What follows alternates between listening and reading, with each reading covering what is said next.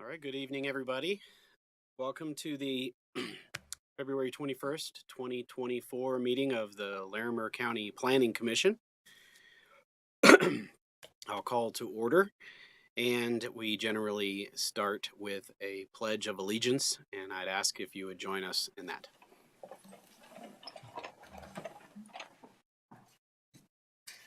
I pledge allegiance to the flag of the United States of America and to the republic for which it stands, one nation, under God, indivisible, with liberty and justice for all.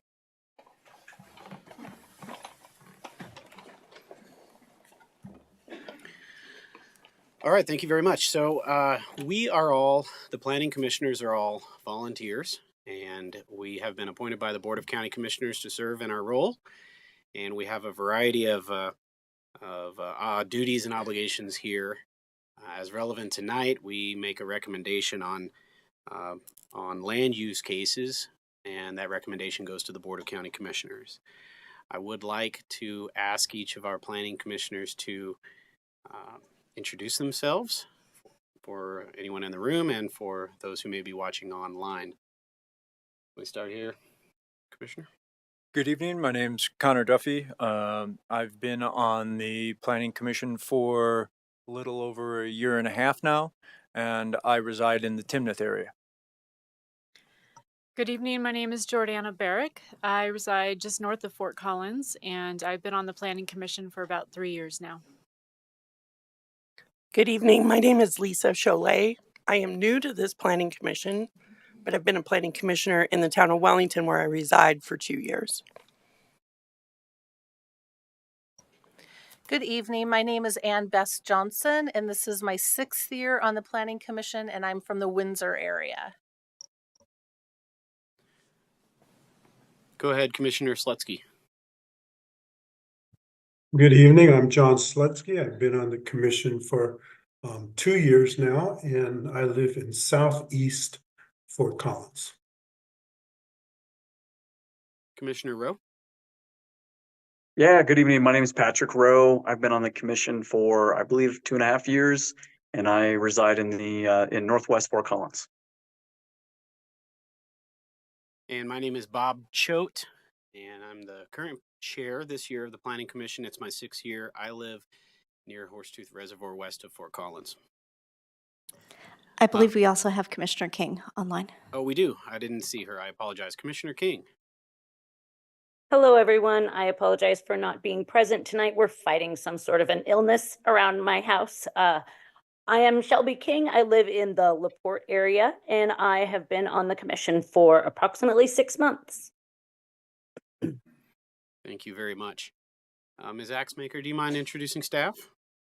Yeah, good evening. My name is Jenny Axemaker. I'm the planning manager. I'm joined on the dais by Christine Luckeson from the county attorney's office. We also have David Pringle and Connor Sheldon joining us from the county engineer's office. We have Justin Curry from the county planners. Joining us, we have Teresa from our CERT planning team, and then we have Leah Schneider from our health department. And joining us online, we also have Karen Nisat, also from the county engineering team. And with that, I'd like to respectfully request that all members of the public silence their electronic devices. Please help yourself to a copy of the agenda. You can find it on the wall right here. And if you need online, you can find the agenda posted at the website larimer.org/BOCC commissioners-meetings. For the hearing procedure tonight, for each discussion item, we will begin with a presentation from county staff, followed by a presentation from the applicant with time for any clarifying questions from the commissioners. There will be an opportunity for any members of the public to address the commission with their comments on the matter. Both the applicant and county staff will have the opportunity to respond to any questions or concerns raised during public testimony. The commission will then ask any remaining questions of the applicant or staff before entering into deliberation, working towards a decision on the matter. During public comment, please wait to speak until recognized by the chair. Please maintain civility, refraining from audience applause, comments, or disruptions, whether positive or negative. Please make all comments to the commissioners from the podium. If you need a portable microphone, we have one. Please state your name at the beginning of your comments and provide the spelling of your name if it's uncommon. And please speak directly into the microphone so that remote participants may hear. For hybrid meeting attendees, you will be muted until you are recognized by the chair. If an online attendee wishes to speak or request a consent item to be removed, please use the raised hand function on the Zoom control bar. Upon request, assisted listening devices are available for the hearing impaired.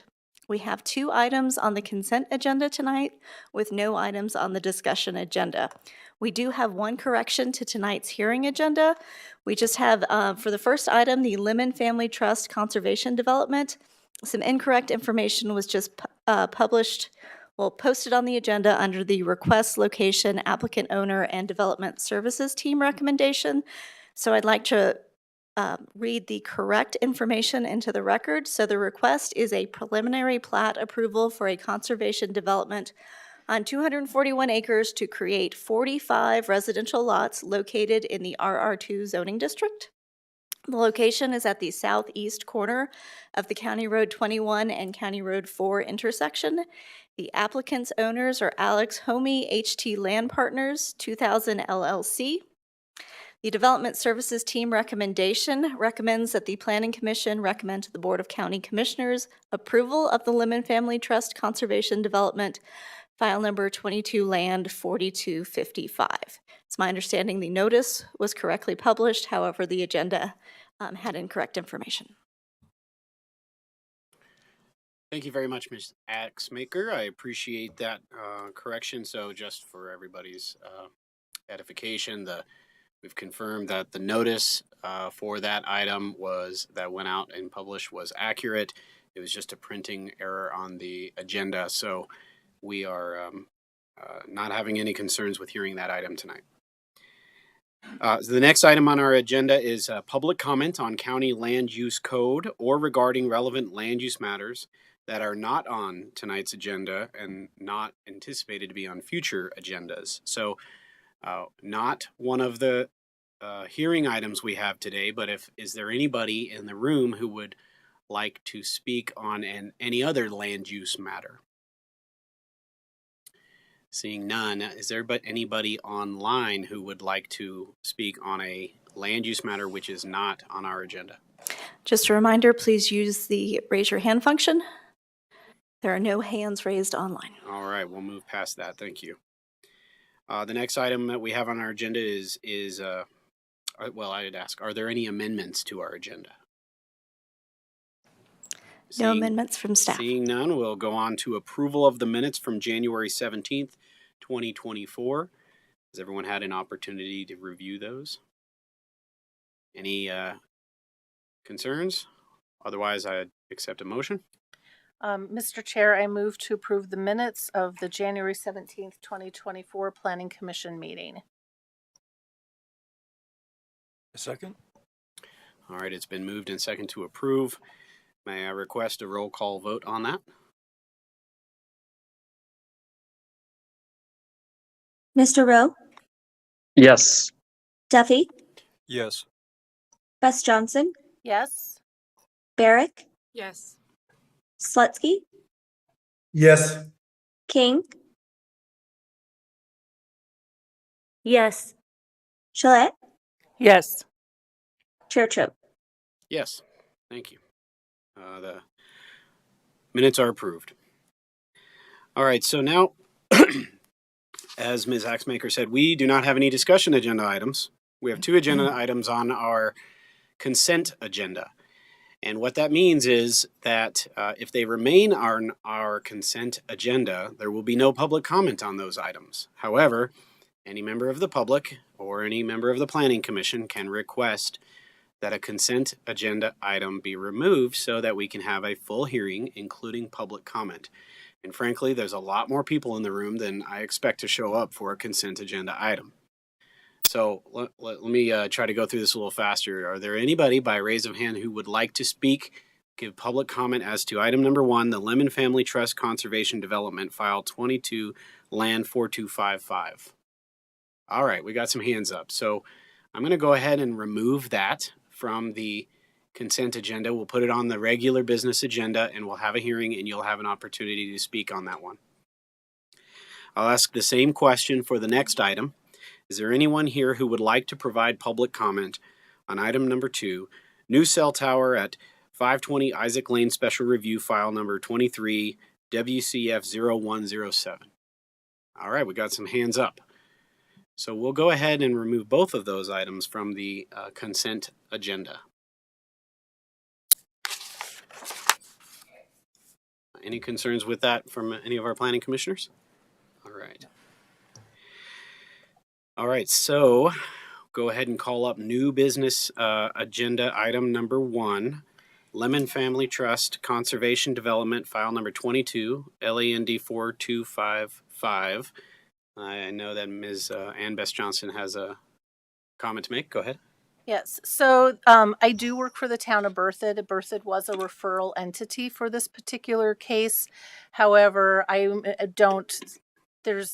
there is no financial benefit to me personally by sitting in on this land use hearing, but I did want to just put it out there for the public record. Thank you very much. Okay. Chair Choate, really quickly, I think we need to redo the vote on the minutes. Ms. Chalet, you were not here at the last, so if we could just redo that really quickly before the discussion. And Christina, if you want to recall that vote. Yes, I do apologize. And Ms. Chalet, if you would like to say abstain, that would be great. Thank you. That was my fault for calling your name. I do apologize.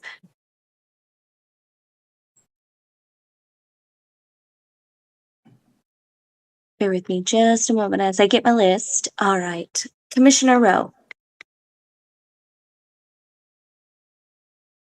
Yes, sorry. Duffy. Yes.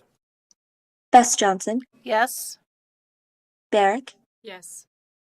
Slutsky. Yes. King. Yes. Chalet. Abstain. Chair Choate. I will also abstain as I was not here last month. The minutes are approved. Thank you. Back to the Lemon Family Trust Conservation Development. Can we have a staff presentation, please?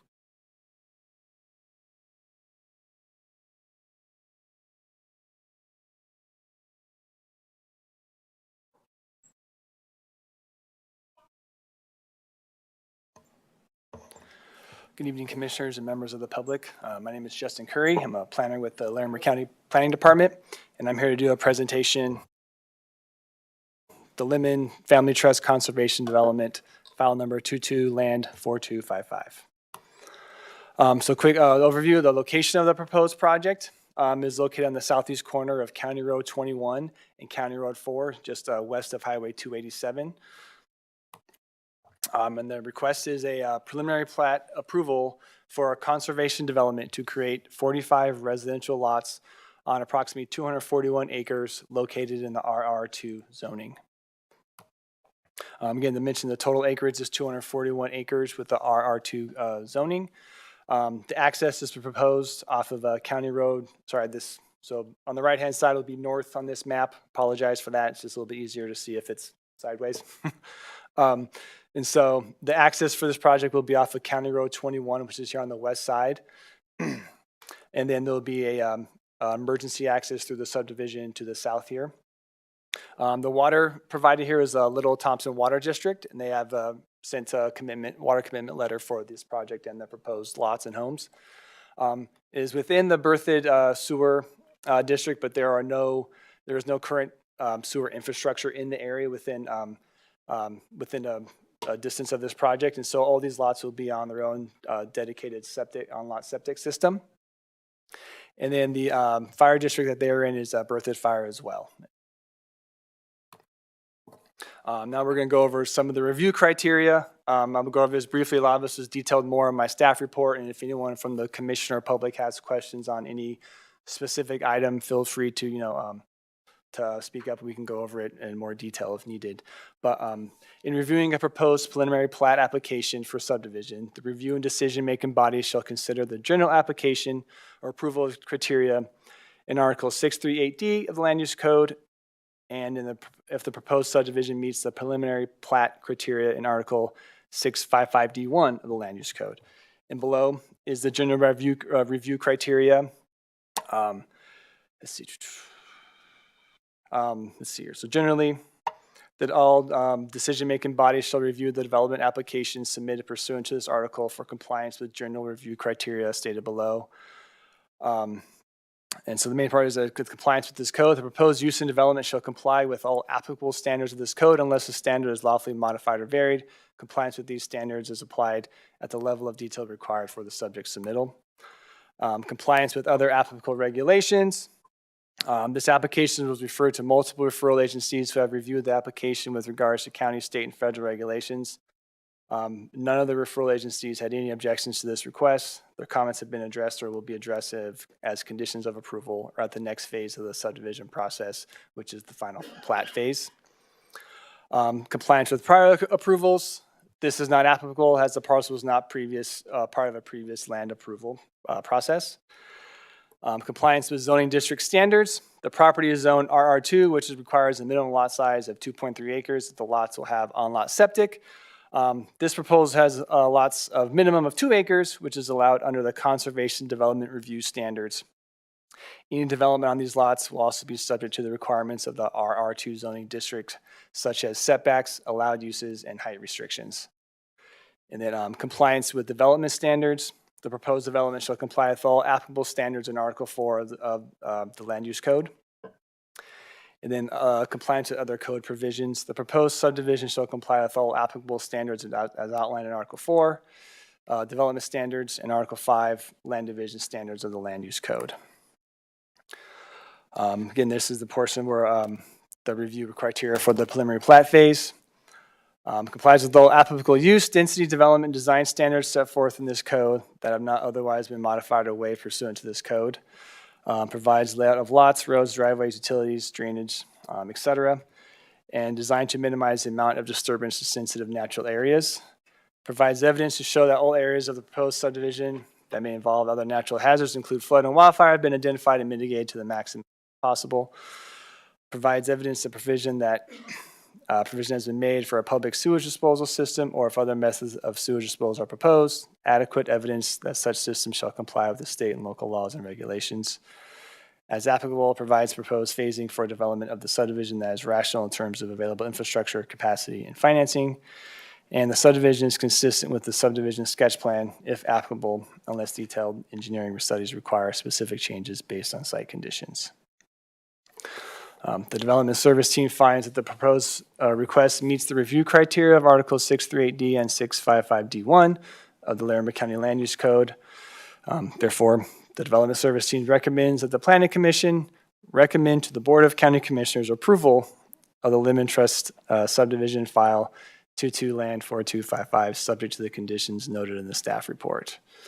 And a couple of these conditions are: the final plat shall be consistent with the approved preliminary plat, except as modified in the conditions of approval or agreement of the county and applicant. And the applicant shall be subject to all other verbal or written representations and commitments of record for the Lemon Family Trust subdivision. And then the property owners address the concerns / requirements of the referral agencies included in the staff report and mentioned above. So with that, I suggest a motion is that I move that the Planning Commission recommends that the Board of County Commissioners approve the Lemon Family Trust subdivision, subject to the conditions as outlined in the staff report. And with that, I can take any questions from the commissioners. Any questions from for Mr. Curie? Mr. Curie, just as a process check, the approval of the preliminary plot review this evening, will that be the only time that the Planning Commission sees the plotting application, or will we get a chance to see the final plot application as well? I believe the final plat just goes to the Board of County Commissioners. Is that correct? Yeah.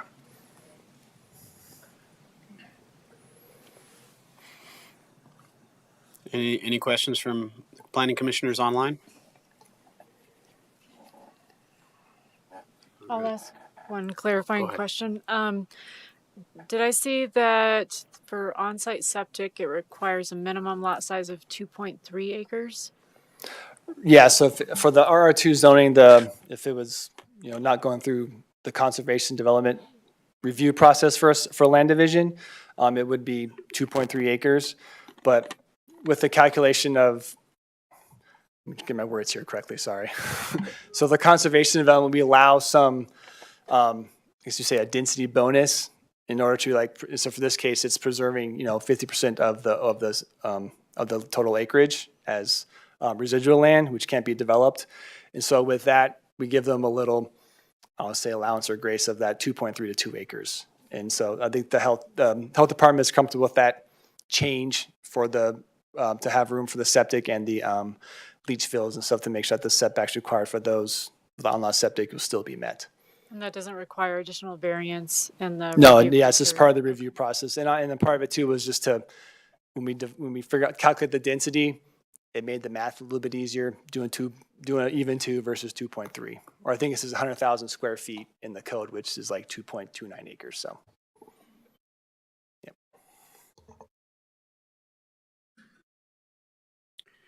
Any other questions? All right, I will ask, is the applicant available, and do you have anything you would like to present?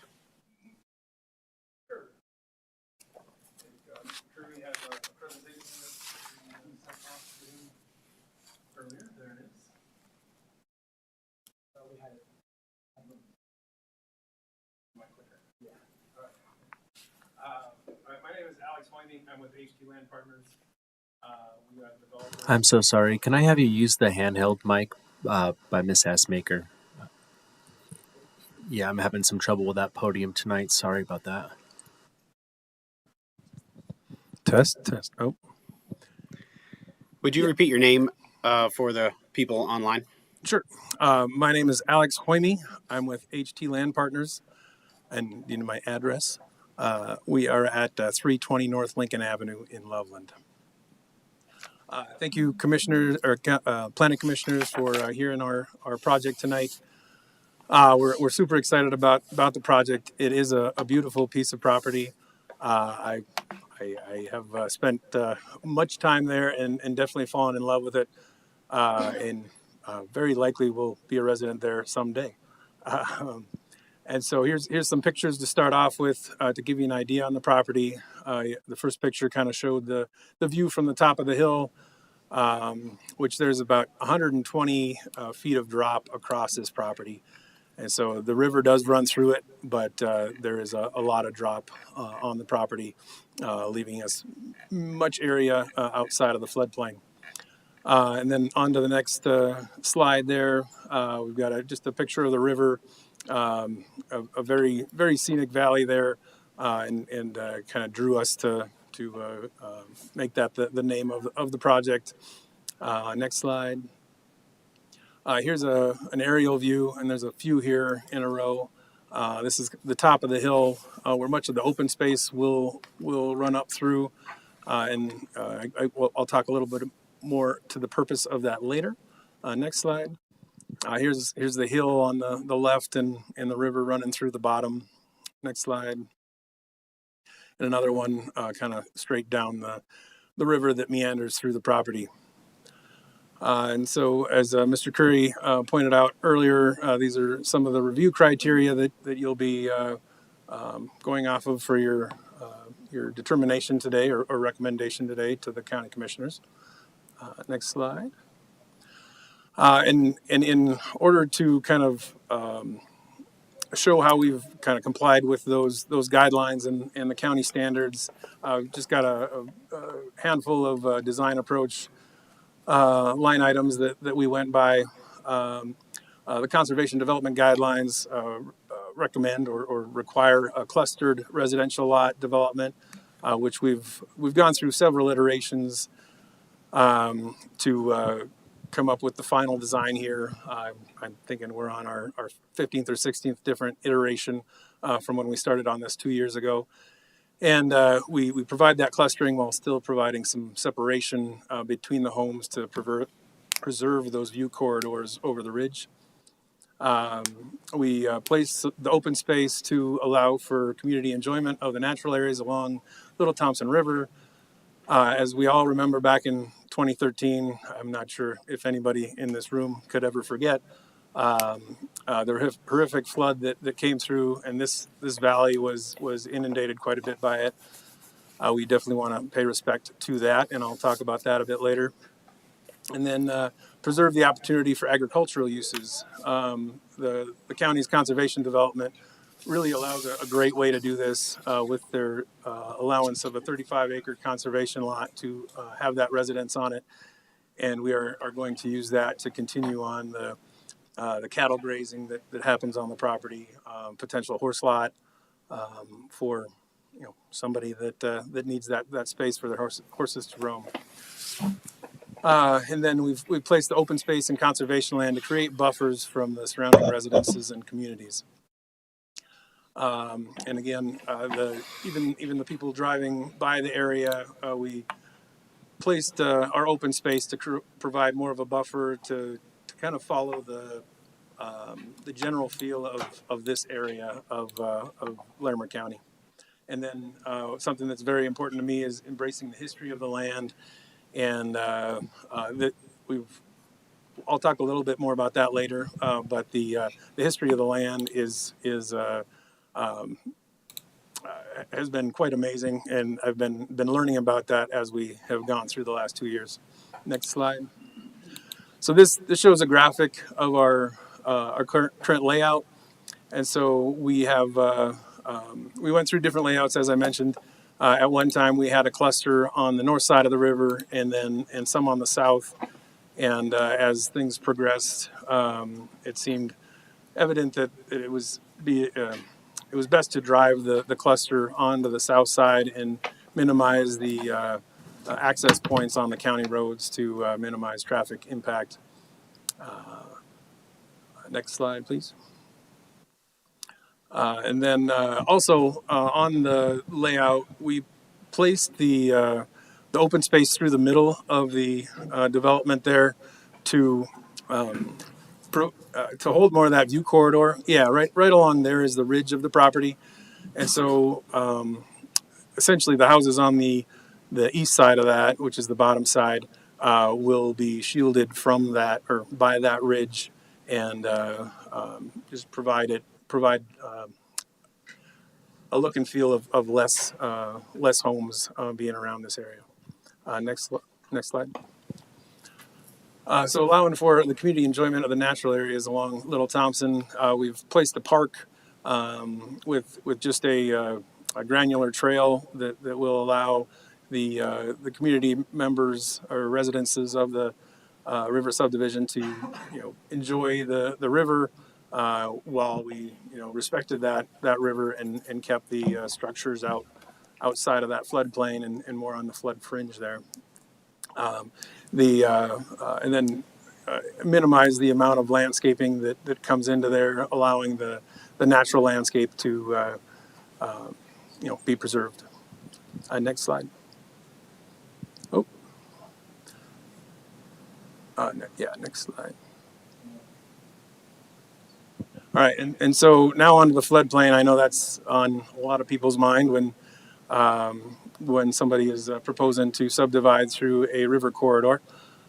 So here's another picture of the river, very picturesque natural habitat, and we're looking to preserve the nature of that corridor and adhering to riparian and wetland setbacks for the development improvements. Next slide. Here's a picture of the property back in shortly after the flood, and so you can see the devastation that occurred there. And over time, that vegetation has been slowly coming back, and it actually rerouted the path of the river as it comes through this property. So on the next slide here, we have overlaid the image of that Google Earth aerial to show where our property lines fall in regards to that floodplain. There is not one lot that is in either, or 1 2-acre lot that's in either the floodplain or the 100-year floodplain or the flood fringe. And you can see by this image that the damage that was caused from the 2013 flood follows that flood fringe line fairly well. And the flood fringe line is the dashed blue line that kind of comes right by that Lot 1, Block 9. And so with how that was set, it appears to replicate the extent of that inundation that happened in that 2013 flood. Next slide. And as I mentioned earlier, really wanting to preserve the architectural uses, or sorry, the agricultural uses of the property with these 3 35-acre residual lots. The county's conservation development process allows building envelopes to be placed within the 35-acre lots, and so we've placed those to preserve view corridors and also provide separation from the county roads there. And so on the left is you'll see the intersection of County Road 4 and 21 at the top left corner. And then on the right, you have the cobblestone community on the bottom of that. And we have a residual lot that creates a buffer for them, as well as adds more of that conservation land into the project. And the picture on the bottom there is the cattle that graze on the land currently, and if all goes according to plan, they'll be grazing. Well, I guess their calves will be grazing in the future. Next slide. So we also placed open space and conservation land to create buffers from surrounding residences. The picture on the left is a couple that I met with quite a bit, and I see one of them is here tonight. Hey, Grant. We've placed the residual lot to create quite a buffer from the next proposed lot. There's 315 feet there between the lot corner and their existing residence, and the house will.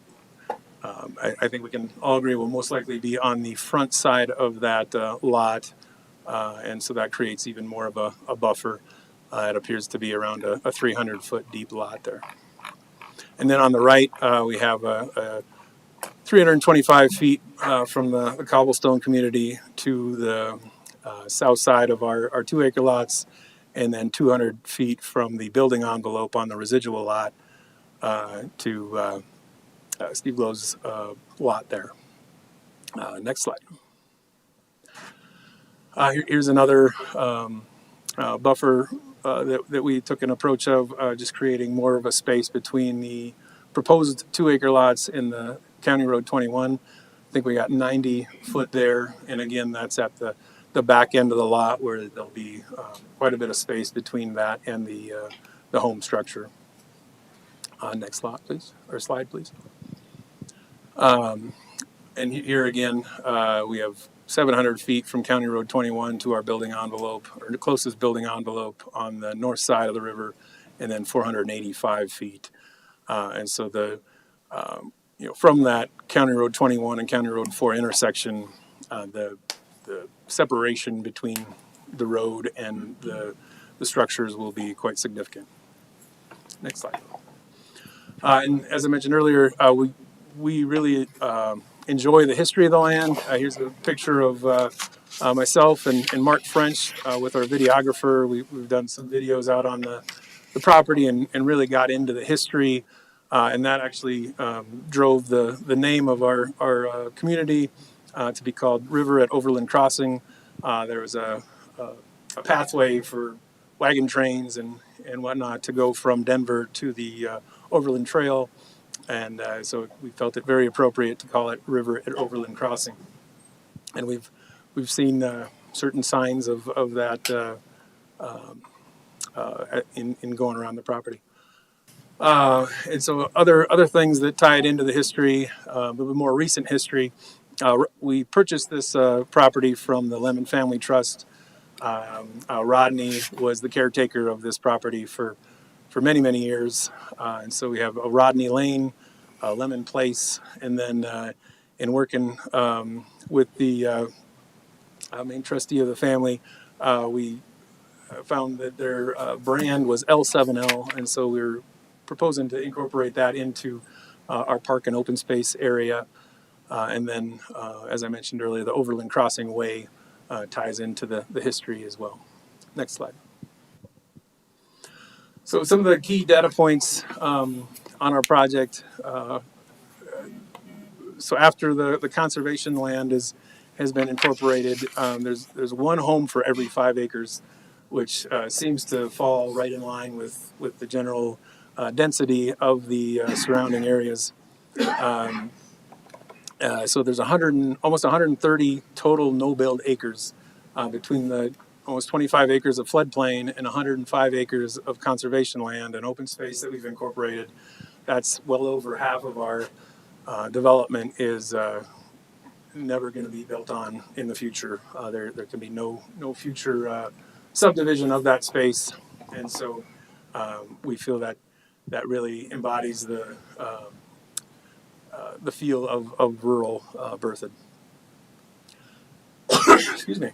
And then another perk that we are bringing with our development is there's Little Thompson Water District has quite a bit of aging infrastructure, and we, as part of the development, will be connecting their water line on County Road 4 all the way up past our project to County Road 2 to provide over a mile of water line replacement.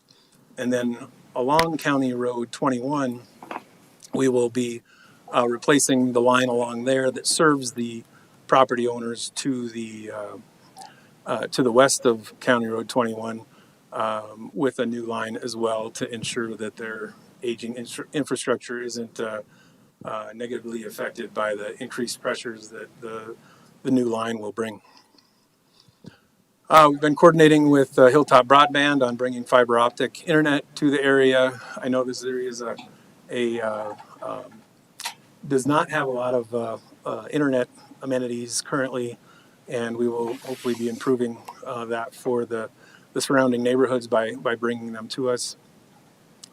We've done a traffic study to obviously justify what we're proposing, and as part of that, and in working with the neighbors, we're pushing to lower the speed along County Road 21, which was included in the study that we prepared and submitted for approval. And then, as was mentioned by Justin earlier, several county departments and referral entities have been sent this for review, and we've accommodated all their concerns and comments to get to this point. So very, very happy with getting here after our 2-year process, and looking forward to the next step. Next slide. Just a recap on the utilities serving us. Little Thompson Water District with domestic water. Our irrigation water, we're proposing a on-site non-potable system. There's currently supply ditch water that serves the property on the south side of the river. We're using those shares to continue to irrigate the land through a non-potable irrigation system. Again, the sewer is septic, and as Justin mentioned, the 2-acre lots are allowed to be septic on the conservation development. Gas is Excel, electrics PVREA, and then, as I mentioned earlier, the Hilltop Broadband for the fiber optic. Next slide. This is our team that's been working with us throughout the past couple of years. A lot of time and effort's been put in by all of them to move this forward. And final slide. And so I am open for any questions that you may have, and hopefully I didn't ramble on too long. Any questions? Go ahead, Commissioner Varick. Thank you for your presentation. I was kind of curious. I was reading in the geologic report that there's really shallow groundwater there. And I guess I'm kind of curious, Leah, with just the health and environmental aspects of putting 45 septic units on the property. versus you're running all your other utilities out there. Why was sanitation not included in that? So the sewer system that is or part of Berthoud's sewer district is far from the property, and so crossing to where we are was not feasible. And another thing to think of on that aspect, if this property was served with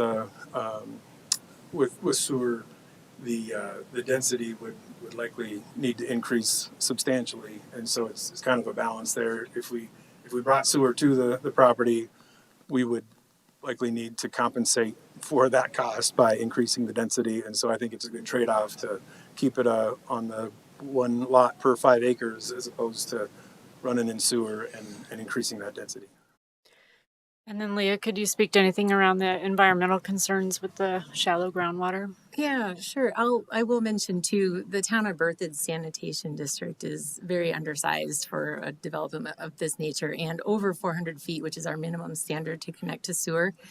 And in a situation where you do have, say, a limiting layer, which could be groundwater, clay, bedrock, things like that, we require mounded sand systems that have pressurized dosing. So your wastewater from the house goes to a tank that has a pump, and it equally distributes out to a mounded septic field, which is usually 4 feet of sand.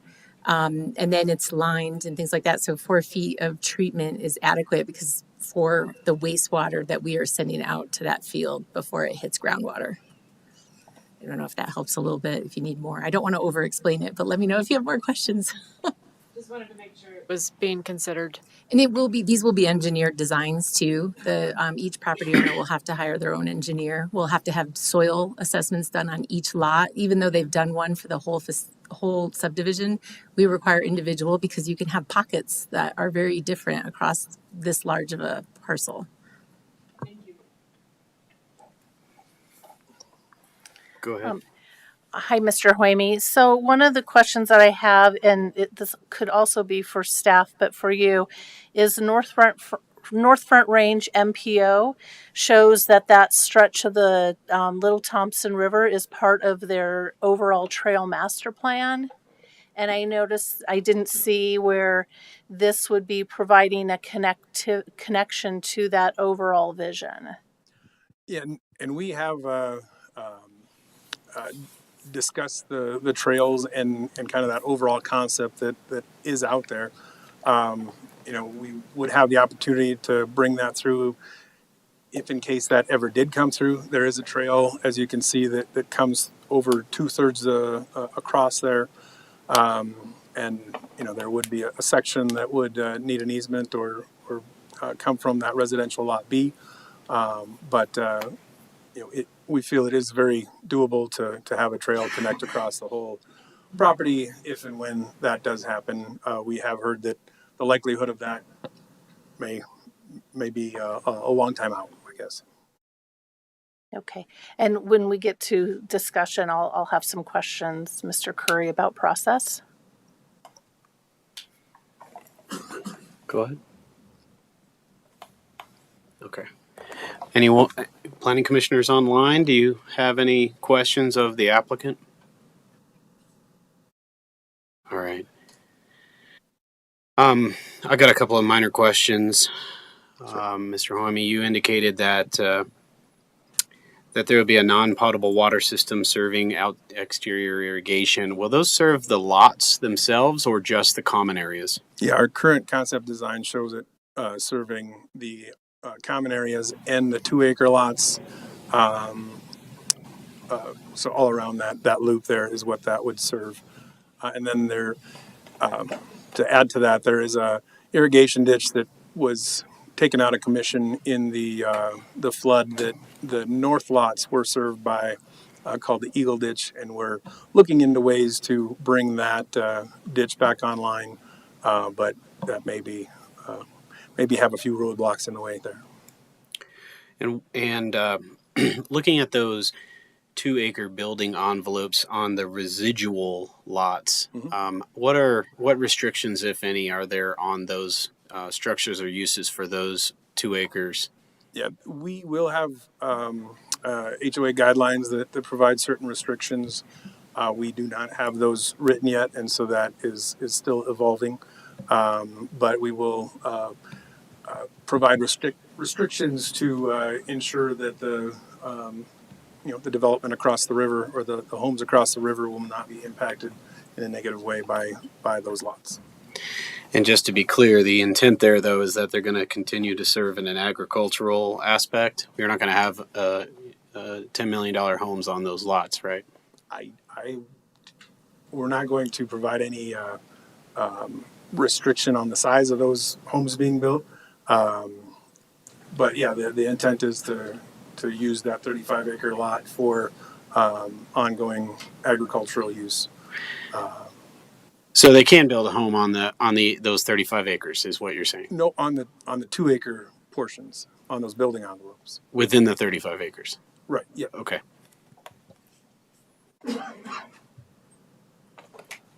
Quick question. Yeah. To serve the residents here, are you planning to establish a metro district? There's no metro district associated with the project.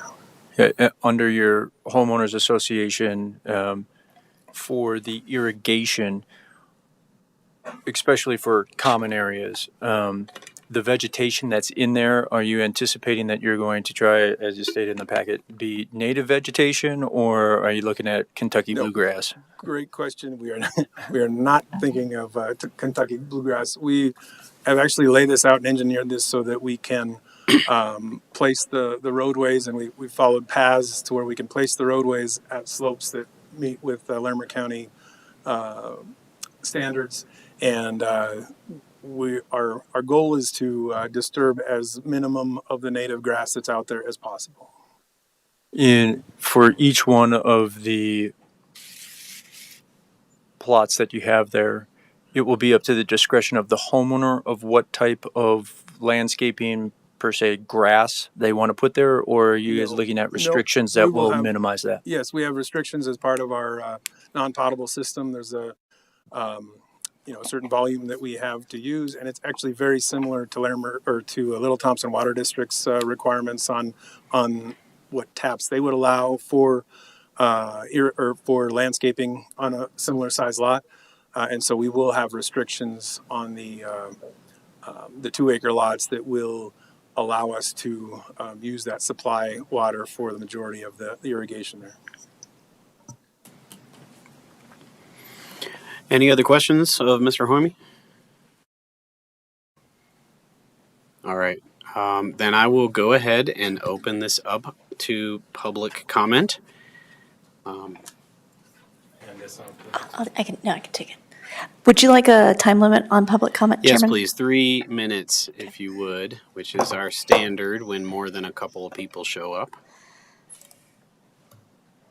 And I believe we do have a mic that will function at the podium now, so we can have folks speak at the podium.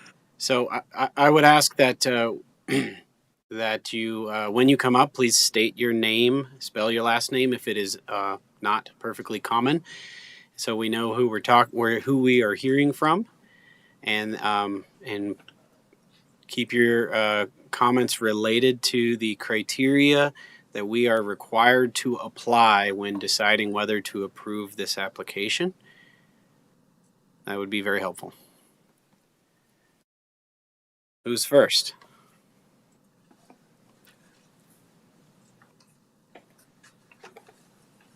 Commissioners, my name is Grant Gillig, and my wife and I own the property that probably has the most border on this development. And my concern, number one, I don't agree, Mr. Choate, with your assessment that the notification from the planning department was adequate. And as a result, we don't have many people here. I did receive one of the mailers for that and followed up on it. It didn't even have the room that this was going to be held in. It didn't have the, It didn't say anything about the Zoom. You had to go on the internet to try to find the room that it was going to be in. Also, the failure of, in this agenda item, dissuaded a lot of people. But in addition to that, the original meeting that we had was at the rec center in Berthoud. All of the people that live around there, it's very easy to get to that Berthoud location. Many of them aren't here because they thought it was going to be in that rec center. So I would suggest that, and this is the first time that any of us have heard this presentation. We thought something like this would be presented at the original rec center meeting, but it wasn't. It was turned into just kind of a question and answer. So people didn't get the benefit of everybody understanding the question and understanding the answer. So that, in my opinion, my neighbor, who is probably has the second largest boundary with the development, he did not even get a mailer. And as a result, he's not here. He owns a 60-acre property along the backside of the development. So that's my main concern, that the people aren't getting the information. I know that in midstream, the person who was in charge of it was let go. So all of the data and the letters that went in there, we don't know where they are, or if anybody even had access to the questions about, the 45 septics, the County Road 21 and County Road 4 transportation study. We know nothing about that. You're adding hundreds of new daily trips to those roads that are already drag strips. So all the people are concerned, and many of the people that could have voiced concerns were left out of this process. So that's what I'd like to see rectified somehow. And if it takes another meeting, that would be advised, I believe. Thank you very much for your comments, sir. Okay. And to be clear, we'll follow up with staff on some of your items, and there, no matter what, there will be another hearing with the Board of County Commissioners. Come on up, sir. Thank you. Good evening. Can you hear me okay? Yes, sir. All right. My name's James Sherman, spelled like tank in general. Okay. I have some clarifying questions from your agenda. I've also got a couple of comments. I appreciate your comments as well about the lack of information. I know it says that notice was given, first-class mailing to surrounding property owners within 500 feet. If you know that area at all, there's not very many people within 500 feet. Okay. A lot of us who live in the area were simply left out, and only a couple of very vigilant neighbors were able to say, hey, here is something that is affecting our community. The sign that is up on the corner of 21 and 4 is about this size. It's very hard to read. Also, it says that there was a newspaper publication. What newspaper was that?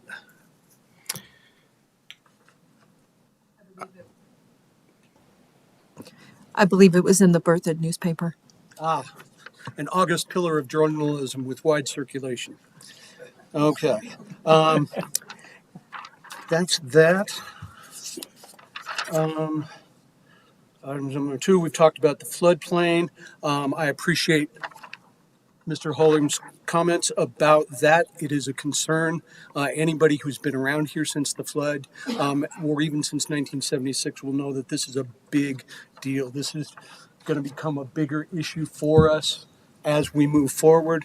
Just ask the people in Southern California, Pennsylvania, and every other state that is affected by catastrophic flooding right now. Let's see. Item number B in the review criteria said that there are no specific wildlife habitats located on the subject property, but there are potential wetlands. Yes, there are wetlands, and anyone who lives in the area will tell you that that is a major wildlife corridor. Okay.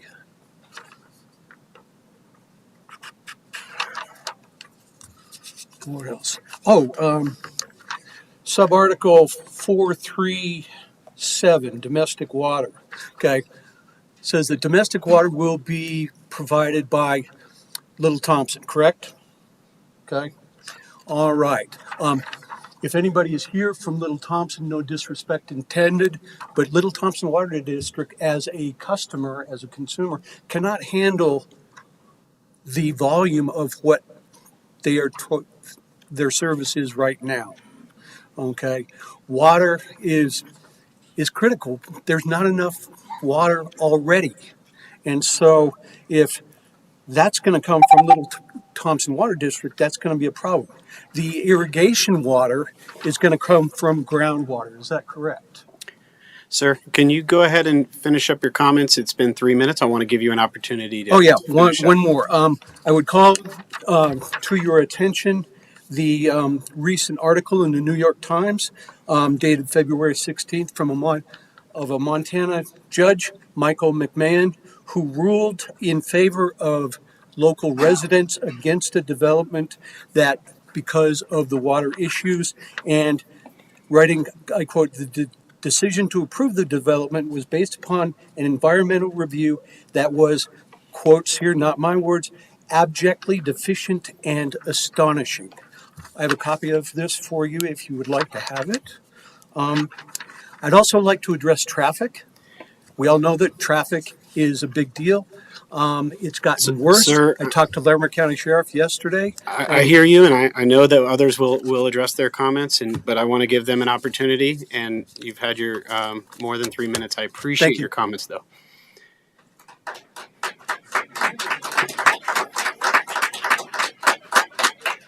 Come on up.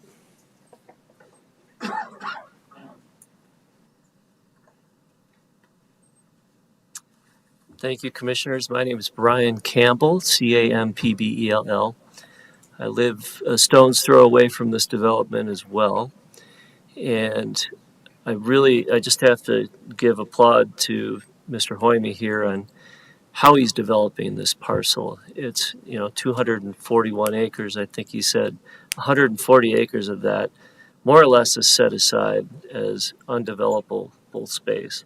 I don't think, short of the county buying that property, I don't think we're going to get that out of anyone else.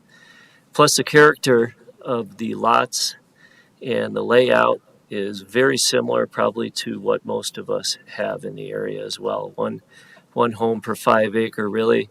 A lot of the homes in Berthoud Estates and some of those other areas are 2.3 acres, so very similar. And so I would just urge you to move forward with this, and I appreciate what Mr. Hoyme's put together. Thank you. Thank you for your comments. Before we continue in person, I see that we have a couple of hands raised online. Do you mind calling those persons up, Ms. Axmaker?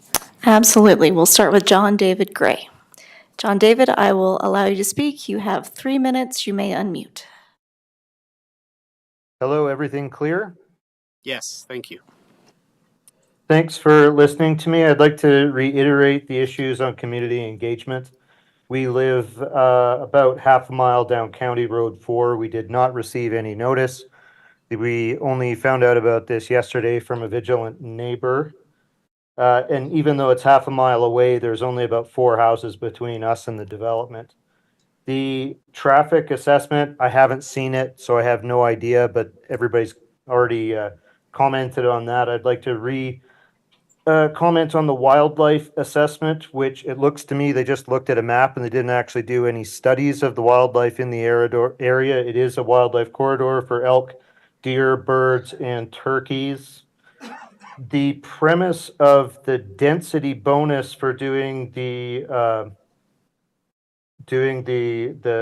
setting aside seemed to me to be rather preposterous, as it was done for easing the math, which to me raises some massive red flags between the planning department and the developer. That just seems absolutely silly to me.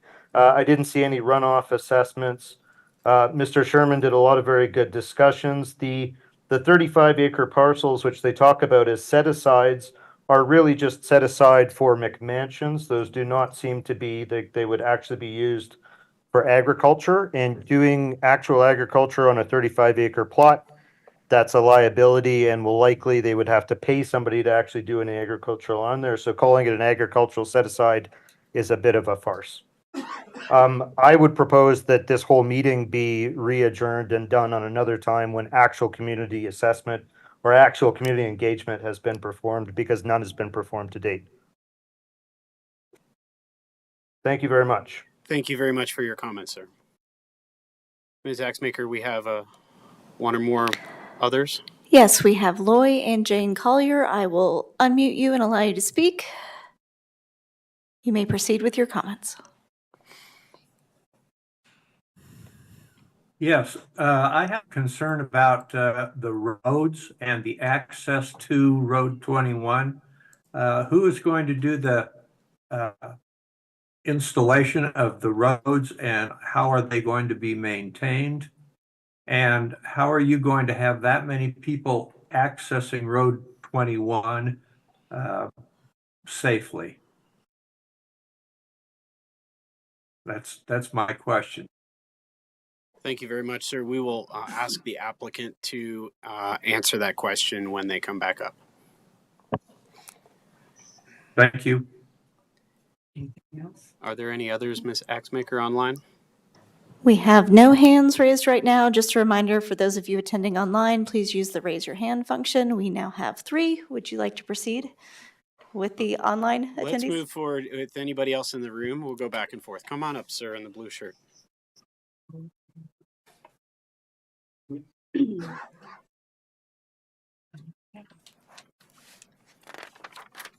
Hello, my name is Steve Glow, G-L-O-E is the last name, and I'm representing the Cobblestone Farms Homeowners Association, and my property also borders the southern border of the development.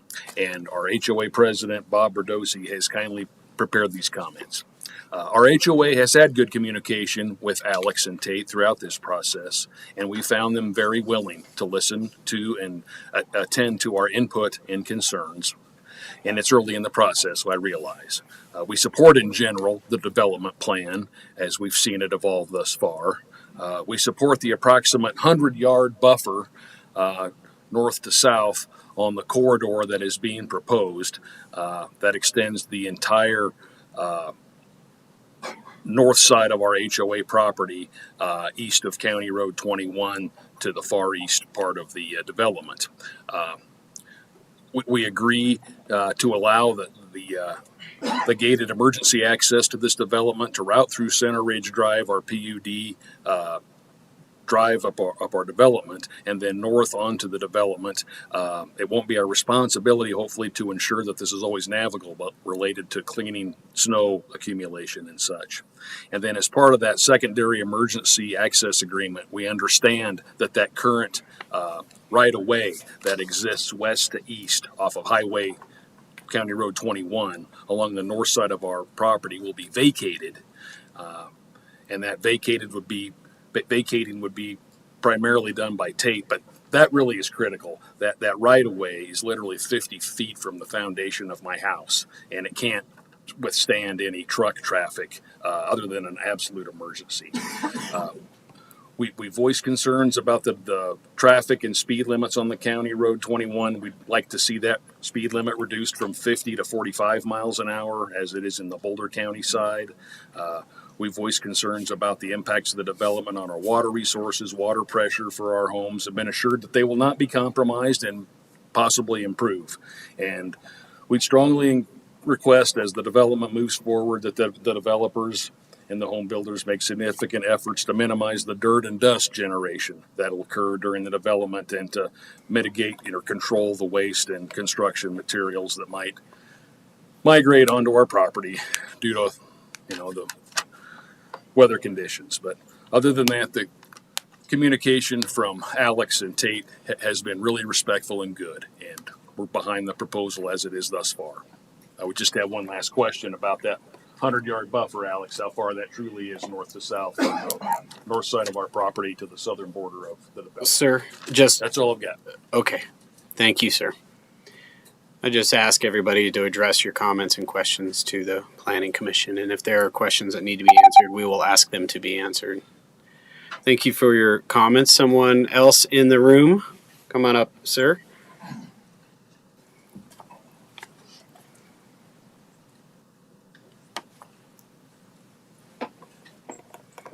Good evening, everybody. My name is Jonathan Hall. I live west of the proposed development. And a couple of things. I lived in town in Berthoud for the last 10 years. We moved out 3 years ago. And in that area, there isn't a whole lot of housing. So for people that are interested in moving out there, it's quite hard to find a house. We looked for a number of years before we moved out. We've been out there about 3 years now. So it's nice seeing something going in that isn't tract housing like we've seen in other parts that are being put in, something that has kind of caters to the natural area out there. And it would have been nice when we moved out to have other options, because really there aren't. Basically everything out there is either really big houses, which is interesting that the people that have lived there are complaining about the size of the houses when they're living in massive houses to begin with. So it's nice seeing that there's 2-acre properties that are affordable to people that are, average Joes that would like to get out of town and not live in a tract multiple hundreds and hundreds of houses.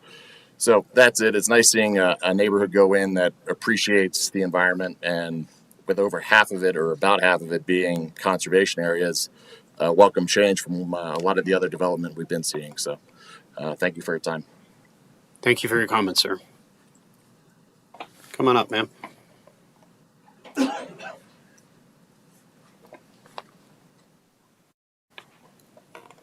Good evening. My name is Leah Smith, and I also live west of the property. And I share some of the same sentiments the previous gentleman shared in terms of not a lot of housing in that area for people to choose from. Similar, we've looked for a couple of years before we found our property. We've now been on for 6 years, and it is in a similar style of neighborhood. And what I really appreciate about the river project is the amount of conservation land.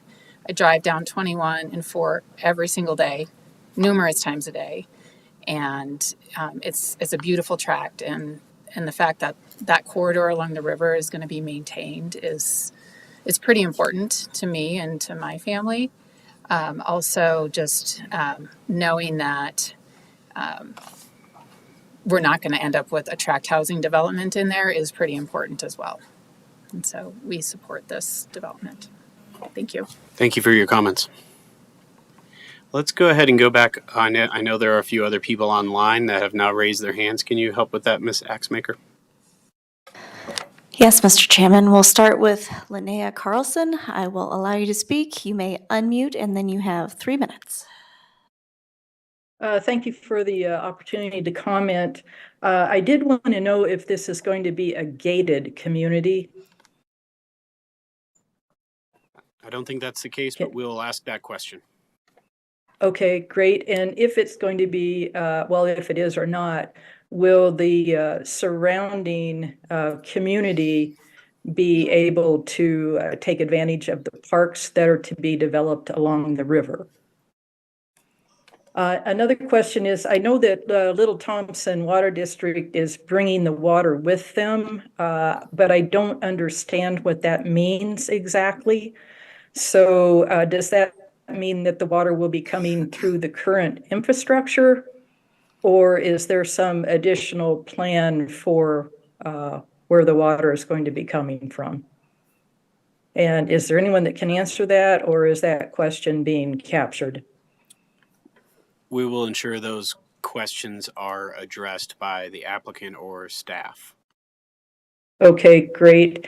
A third question is, how will the traffic be handled at the 4-way stop of County Road 4 and County Road 21? Will that remain a 4-way stop, Or will there be a requirement or a need to put, say, a roundabout in?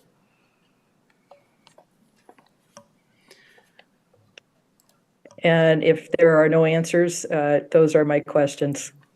Thank you. Appreciate your comments. We will ask for answers from the applicant and staff. Ms. Axmaker, who's next? We have Carol Bogus. I will unmute you and allow you to speak. You will have 3 minutes. Thank you for pronouncing my name correctly. It is spelled Boggis, and I live in the Cobblestone Farms subdivision that is just to the south of the proposed development. And I would like to speak in support of the proposal, as well as I support everything that Steve Glow mentioned. I have lived here for 9 years, and I hope to stay here until I die. The Front Range has been my home for most of my 70 years of life. So I have seen many changes, some of which have not been very beneficial in the development area. So I agree with others that have said I'm very grateful that this subdivision being proposed is so tasteful and so conservation minded. While I would prefer that it remain pasture and only cows live there, I don't think that that's very likely. So I think we could not do any better than this proposal. And I also wish to compliment Mr. Hoyme because he has worked with us at every step of the way to address our concerns. He has developed many different versions of his proposal to address some of our concerns. And I believe that we are all comfortable with the proposal as he has put it together. He's been very neighborly and professional, and I expect that that will continue. So our small subdivision is very beautiful and it's very peaceful, and I expect that the new one to be similar as well. So thank you for hearing my comments. Thank you very much. Ms. Axmaker, who's next?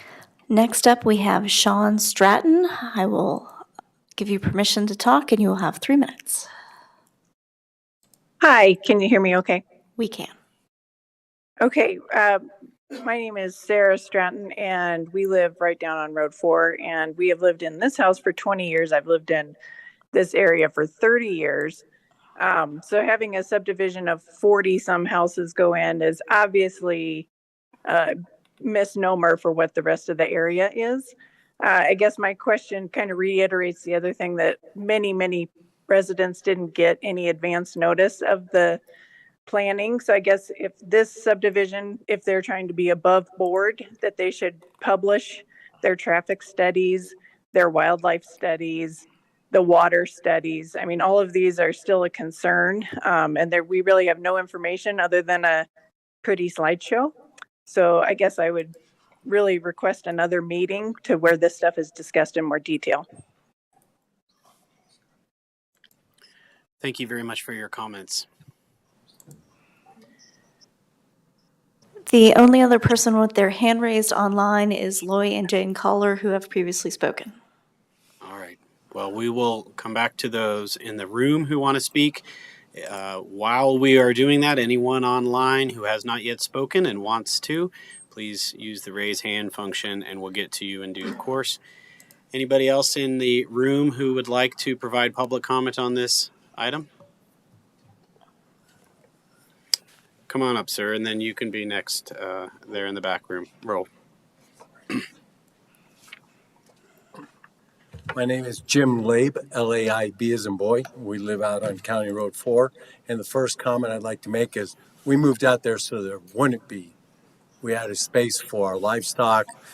We've raised horses out there and enjoyed the views and stuff like that. So that's one reason we moved out there. This other comments of, well, we need tract homes in there or not tract homes.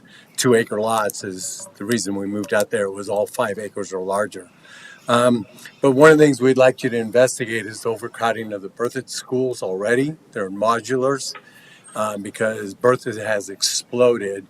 thanks to the golf course. PGA says after they move in one of those tournament players, within 5 years, the whole area is a resort, and it has blown up.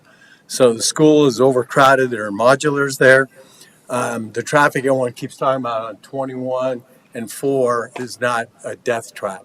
287 has a fatality at least once a month, and they got to exit out that way, and it's 65-mile-an-hour zones. People are just trying to complete and end left-hand turns. And then you have road rage where a guy sideswiped a guy, sent him into the oncoming traffic, and killed 2 people. So it's a dangerous road already out there at 65 miles an hour. Also, we want to talk about the floodplains. So during the flood of 2013, that our Army Corps of Engineer speaking, and I don't remember his name, but he says we really don't know the floodplains anymore because of the bridges that have been built, the debris that comes down and causes that. So if you ask the people on the other side of 4 that got flooded, that's way out of the floodplain, where the floodplain is, that's a major concern, that we can't just say this is where the water is going to go, because as we know, the water routes itself down in Hygiene. The river of St. Vrain went this way. No, it decided to go straight across, wipe out the Pella ponds, and bring all that water down to Longmont and flooded them out.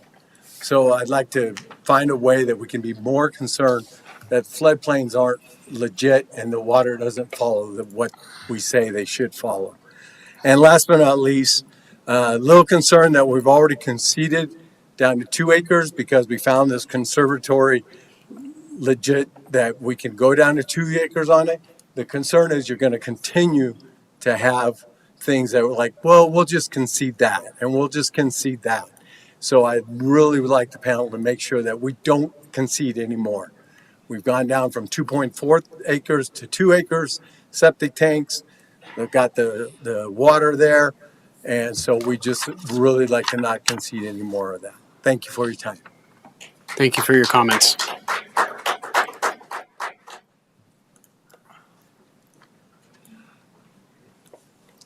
My name is Mason White. I'll start by echoing all previous comments here by people expressing my dissatisfaction with the notification process. We live less than a mile down the road. We found out about this within the last month. I'd like to say my wife and I moved here a few years ago. We have a unique perspective. We moved here from Houston, Texas, following Hurricane Harvey. The devastation that we saw there is not something that we moved here to witness again. I'd like to read from a couple articles here. California Water Blog. About 2/3 of the inundation of the flood is outside of FEMA's special hazard area, which is the so-called 100-year floodplain. Flooding on August 29th completely filled Harris County's 500-year floodplain. Over 50% of estimated inundation occurred outside of those map zones. Ask why this is. From Houston Drainage, AP News. Because the plain is flat, the water doesn't drain quickly. Studies show prairies can absorb as much as 11 inches of rain per hour, but elected officials allowed subdivision after subdivision to expand outward. Mostly the problem comes to helter-skelter development, leaving concrete where water doesn't drain. From Bach's article, why is Houston prone to flooding? The city is flat, the drainage is hard, the water has nowhere to go. Urban sprawl, low-density developments over a large area has limited the city's natural drainage capacity. Comment was made at the beginning of this initial presentation that the company doing the development here has fell in love with the land. Well, I am certainly glad that he has fell in love with it, and I guess that he fell in love with it for the same reason that we all did as well, and it wasn't because of a neighborhood housing development. Respectfully, he wants to change what makes it great. All right, and I think it's extremely disingenuous to say that this neighborhood is going to reflect the character of the surrounding properties at 1 property per 5 acres. I believe it's 240 some odd acres for this, and 140 that'll be left for conservation. So you guys can do the math. The rating 100 acres divided by 43 properties is not at all representative of the character of the properties around this. And regarding the wildlife, anybody knows that you have city homes like that following a major corridor for wildlife. The noise and the mere presence of these homes near that plain is going to prevent all wildlife from coming through there. That's all I have to say. Thank you. Thank you for your comment, sir. Are there others in the room who would like to provide comment who have not already done so? Come on up.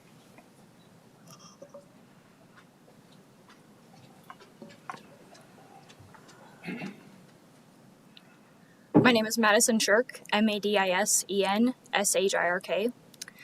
My family has lived right across from this proposed development for 40 years now.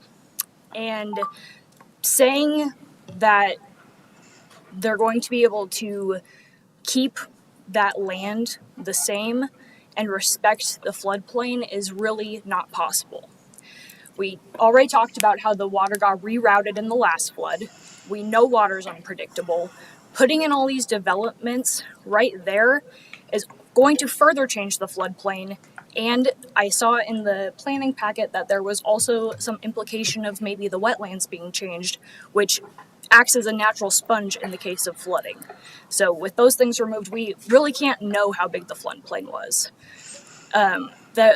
During the 2013 flood, there was also huge devastation to the bridge that goes right next to that property. And access from 21 up to the stop sign was impossible. And all of the residents there had to be completely rerouted to go north. How is that going to be addressed if there are that many more residents trying to do that? Because it is not a matter of if there will be another flood, it's a matter of when. That's all. Thank you. Thank you for your comments. Anyone else in the room would like to provide comment that has not already had an opportunity to do so? Is there anyone online, Ms. Axmaker? We have no hands raised online. Just a reminder, use the raise hand function if you'd like to speak. No hands. All right. All right, then I'll go ahead and close public comment. And I want to say thank you all for your comments today. They're valuable. And also because most of you drove up quite a ways. So I'll ask Mr. Curie if there's anything you want to address before I ask the applicant to do so. Actually, if I can just jump in and address the notice issue. Yes, please. I will say that all of our cases meet the standard required 500-foot buffer notification. That's a standard outlined in the land use code and is consistent from case to case. So that buffer standard from the property was the same notice that we used here. And also that I understand that our postcards can be confusing when they're mailed out as far as where to find information, but all of the documents that were submitted as part of this case were available online in our online customer service portal that's referenced on that postcard. So just confirming that those standards were adhered to in this case, though I do understand it's confusing sometimes to access that information. Understandable. Thank you. Yeah, there are a few items I can address based on the public comment we received. I believe someone was mentioning about the first, there was a meeting at the rec center down in Berthoud. I believe that was for the required neighborhood meeting after the sketch plan phase of a subdivision process, so that's why that was there. And that is a meeting that, based on neighbor concerns or comments from that sketch plan phase, which is the high level conceptual review of the project prior to preliminary plat. We require them to have one, and then that's organized and put on, and the location is selected by the applicant. And so we encourage them to do it, closer to where the project is for that neighborhood meeting, so they can get more input from folks like that. So that's why that was located there and not, somewhere else, and why tonight's meeting wasn't in Berthoud, or that rec center was located here at our county facility. With regards to the wildlife comments, I will say that that statement is mainly from, again, during the sketch plan review and the preliminary plat review phase. The notification was sent to the county Department of Natural Resources for any kind of wildlife review and things like that, along with the Carlisle State Wildlife Agency, and we received no comments from them. And so while I would say it's fairly obvious that while there is a river there and there is wildlife attracted to that river, there's no major concerns from the wildlife or state agents, county or state agencies with regards of it being a significant concern. Sorry, I'm gonna go through my notes here real quick. There was a comment about road maintenance, but I guess engineering could probably go in more detail if they need to, but there will be an internal road maintenance agreement that will be maintained by the HOA. And so the internal road that's proposed, it will be constructed and developed to the county standards, but then the ongoing maintenance will be required by the future homeowners of this subdivision if it is ultimately approved. Sorry, I jotted a bunch of stuff down. Again, as Ms. Axmaker mentioned, all the materials for this project were available online via our online portal. And then I think there was one more. I think someone mentioned regarding dust control during construction and things like that. There is, again, part of the submittal documents, there is what we call the fugitive dust control plan, which requires them to show how they were managing controlled dust during those construction times. And if you have more, then again, that's available online via the online portal, and all that information is there as well. And so I think that's all I jotted down. I think the rest may be more appropriate for the applicant or other staff. Maybe you can clarify a couple of minor things. Are there any proposed changes to the intersection at County Roads 4 and 21, or will it remain a four-way stop? There are no proposed changes to that intersection, and it was evaluated as a part of their traffic study, which is listed in the documents that Justin mentioned, available online in the Access portal. And following up on the maintenance obligation, is there any maintenance, either improvements or maintenance obligations for the county roads, not the internal subdivision roadway, but for the county roads in the area? There's no improvements planned for County Road 21 or County Road 4 as a part of the site added traffic. And that was also evaluated in their traffic study prepared by Keller Engineering. In the traffic study, I understood from the applicant, supported lower speed limits. Does staff support that? The traffic study is proposing to lower the speed limit. Bill Gleeforce with the engineering department handles all speed limit posting and evaluations. So he will certainly take that information under advisement, and it may result in a change to the speed limit. Again, we handle all of those evaluations from the county side, but having a recommendation from a traffic engineer will be taken into consideration. So could I'd like to ask a point of clarification. So does the county have long-term road maintenance agreements? Or I guess I heard you respond indicating that no improvements to the roads were necessary to handle the 242 daily trips that were outlined. But is there a long-term maintenance associated just with proportionate share on their impact to the local roads? Yeah, so all new development is assessed a transportation capital expansion fee. That's assessed when the houses go in. It's assessed based off of the square footage, the livable square footage of the new houses. So the transportation capital expansion fee, TCF fee, is assessed, and it contributes towards the county's program for long-term expansion of the roadway systems, particularly county roads that are used to access the development. And then, as mentioned, we also require that the applicant provide a traffic study that evaluates all those intersections and see if intersection improvements are warranted by the development. In this case, they were not, but they were evaluated. Okay. Thank you. Other questions of staff before we ask the applicant to address these comments? I do have more questions for staff, but I'd rather wait for the applicant to see if they're addressed then. Certainly. We can come back to staff. Thank you, gentlemen, and Ms. Axmaker. So, Mr. Jaime, would you like to come up and address the comments?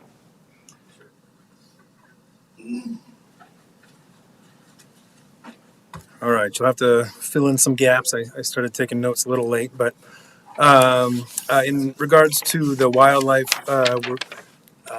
the studies aren't saying that there's no wildlife in the area. We actually had to delineate a boundary, the riparian boundary, and then have a 100-foot setback from that for any improvements that would be proposed with the development. And similar to the wetlands, there's a 100-foot setback to that as well. Let's see, on any other questions on that one? Can you just describe, I thought that you had shown a wildlife consultant on your application team. Correct. Can you describe a little more detail who that is and what they did? Yeah, so they are wildlands or wildland consultants, and they're out of Berthoud. They essentially go around and delineate where the signs or the significant signs of the wildlife habitat are. And so they go out and they put stakes in the ground to show where that is. Or our engineering company comes behind them and picks up those locations, as well as they provide us coordinates on that. And then we incorporate that into our plan and show the riparian setback from that and the wetland setback from that. And so, we have the ecologist, which is the consultant that you mentioned, come out and perform that study. And that's available in the online packet as well. Thank you. All right. In regards to the cobblestone buffer, as we've shown in our preliminary plat, we have that 300 plus foot area where that's conservation land as part of that 35 acre residual lot. And then we will work with Cobblestone for vacation of their fire access road as we get the access road in place to accommodate that secondary egress for their development. We're also connecting to their water to provide them a loop, which is beneficial to them. Let's see. On the traffic, we worked with the traffic engineer and with the surrounding neighbors to go from 2 access points to 1, and we aligned that access point with the Harmony Road intersector, the Harmony Road access point directly to our west. Obviously not Harmony in Fort Collins, but yeah, the Harmony access to our west, and so we haven't added any new conflict points along 21. Since we tie into an existing intersection. See, as far as if it will be gated, we have not put in anything into place that would make it gated at this point. There is an appeal process that the county has if we were to propose it being gated, and we would have to go through that separately if that were something we decided to do in the future, which we have had many ask if we will do gated or not. With Little Thompson Water District, we have to come to them and dedicate water through CBT or Colorado Big Thompson units or handy ditch shares to ensure that they have the volume of water that they need to provide that service. And then also the Colorado Department of Water Resources has evaluated their system where they had to show that they have the capability of supporting our development. And we actually have a commitment from Little Thompson Water District to provide 45 taps for irrigation and irrigation and domestic. However, we are proposing the non-potable system at this time to reduce the amount of water that would be needed from Little Thompson Water District. In regards to the 2 acre septic versus the 2.3 acre septic, I just want to clarify that wasn't something that we negotiated with the county. That is just a county regulation that is in place with a conservation development that allows that acreage. Are there any other items that I am missing from the list here? I do have a question, Mr. Hoyme. Yeah. On the floodplain, you mentioned that there is a pretty big topographical change. Correct. Is the floodplain pretty low? What is the change between that river bottom and where the homes are going to be? Is there much of a change there? Sure. Yeah, the grade changes quite drastically as you move from the river. So there's the river and kind of the river bottom, and then it slopes up flat for a while it's still in the floodplain, and then it jumps up a few feet, and then it kind of gradually, or not gradually, actually goes up quite steep up that hill, as you saw those pictures early on in my presentation. And so there are a couple. Actually, there's 1 2 acre lot that is is close to that floodplain, but once you get past that, it's several feet above the flood fringe, which is past the 100-year floodplain. And with our concern of the flooding issues that happened a little over 10 years ago, we overlaid that to knowing that that was considered over a 100-year storm, and there were multiple dams that broke upstream of this, and we're still providing a buffer from that line to where the homes would be going in, and all the lots, even the lot lines are outside of that inundation point. Okay.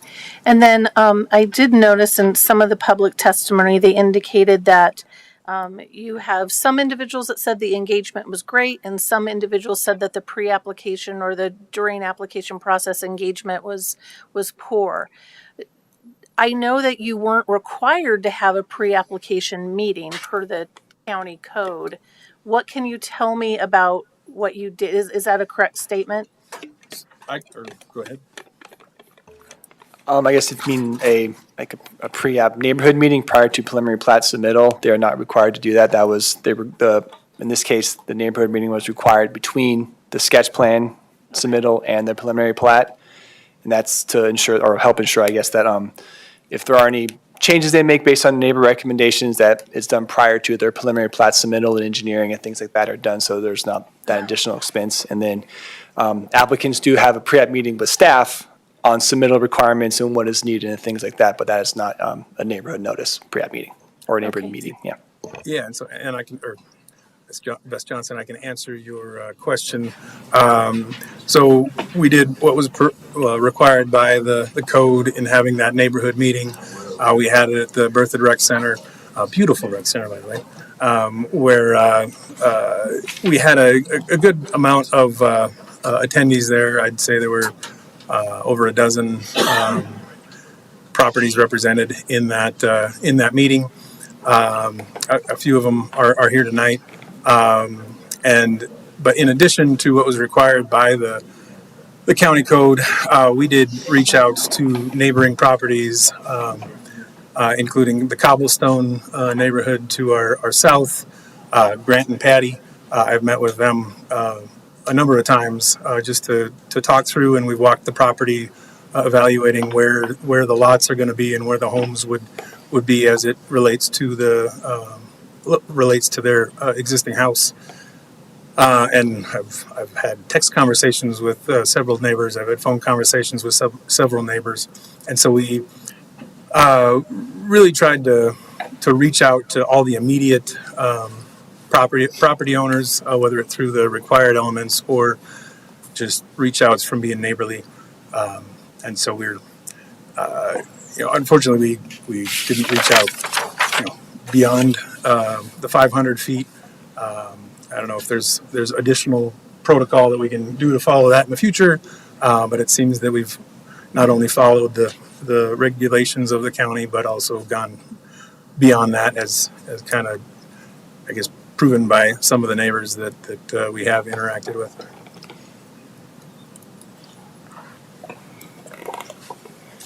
Good. Go ahead. I have a couple questions. Yeah. And maybe partially for you and partially for staff. So I was a little concerned and started to read a little more about the water situation, potable water, not non-potable water, treated water. And in looking at this, you've proposed shares that are equal to the residential use, but not the additional use. I think it's 3 additional non-residential taps, and it says in there that they don't know how you're going to provide that. And then in addition, there's a Sorry, go ahead. Just that you hadn't explained that, and there's no confirmation that Little Thompson Water District can handle the capacity because their capacity hasn't been updated in 4 years. And the treatment and delivery of water is an essential part of that system. Correct. And then, and I'll finally, so you can kind of answer all of these. Yep. I see there's a provision in here that if there is not enough water pressure for fire hydrants, then there'll be sprinkler systems installed within the residence. which I'm pretty sure is actually already required by the building code right now. But that's a different thing. So can you just kind of speak to this kind of confusion on the water or murkiness on the water? Sure. And I think you might be referencing a couple different reports. Maybe the letter by Little Thompson Water District, I think, is where they had initially said that there are 3 non-residential taps. Those go, well, 2 of those go away with the non-potable system. We will have a tap for any emergency use that's needed for the Little Thompson or the irrigation service on the shoulder seasons, which is part of their protocol for proposing these non-pot systems. And then also, and we'll have to justify and provide the raw water for that. And also, we went through, so the Department of Water Resources had your same question, and they posed that to Little Thompson Water District. And so we went through a process with them, and it was mainly Little Thompson and Department of Water Resources showing and upgrading or updating their compliance reports essentially with Department of Water Resources to the point where they are more than comfortable with what is being proposed. So the one tap you're saying is an emergency irrigation tap? Right. The shoulder season on the irrigation would have a supplemental tap for the non-pot system. So will there be treated water for irrigation at all? Yes, there will be a portion that's used when needed in those shoulder seasons. Okay. Thank you. And essentially that's before the water starts going down the ditch for supply, and after it stops for the end of the season. Okay. Thank you. Thank you. Anything else? Go ahead, Mr. Duffy. Yeah. Just one quick question, switching back to wildlife. Under the review criteria, number B, where we're looking at sensitive habitats, I think you guys have done a good job down on the river portion of that. My question is, you're saying the community won't be gated. Will it be fenced, and would that be open fence or hard fencing where wildlife cannot access the general common areas? That's question number one. Okay, so I'm guessing you want me to answer that one first.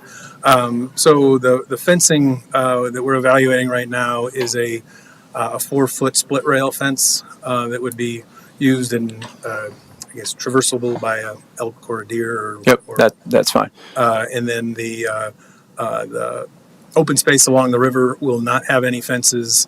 There will be no fences in the floodplain at all, and just not, we don't want to fence so that debris is caught, and we also don't want to restrict any habitat passing through that area. And then you mentioned your wildlife consultant had done some surveys. Were there a lot of indications that where you're planning the community with on the property that there was a lot of wildlife moving through that area, or predominantly it's more down by the river? So there is wildlife that goes out into the field, but as far as the main migratory or the main path that they follow, it's going to be down in that riparian corridor, and there's been mountain lions and bears and all sorts of wildlife down there, and we're keeping ourselves back with the development improvements for that. And then I assume in the development area on your plots, same thing, kind of split rail fencing, easy access for any wildlife traversing that area? Correct. Yeah, it's going to be consistent fencing throughout to have a consistent look. Thank you. Yep. Commissioner Slutsky. Thank you. And I appreciate your presentation. I think you've really tried to address all the concerns, even the ones that were brought up. I have a question, a couple. One, it seems like I heard initially there was no wetlands, and now apparently there is. I was wondering if you could actually go back to your map and show us where they are, and I assume they're close or connected to the river, and Yeah, just in that sketch plan. maybe they're even in the floodplain.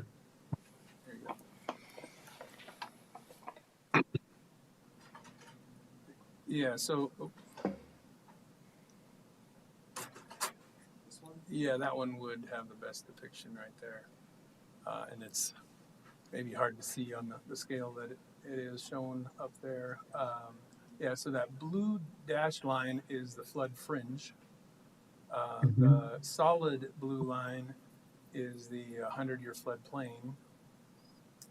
Actually, I have that exhibit here that if you're looking, I can read this one better than what's up on the screen there.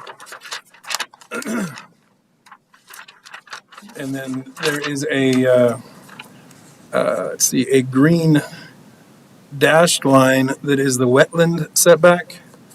There is a green solid line that is the wetland area, which essentially follows along the main corridor of the river.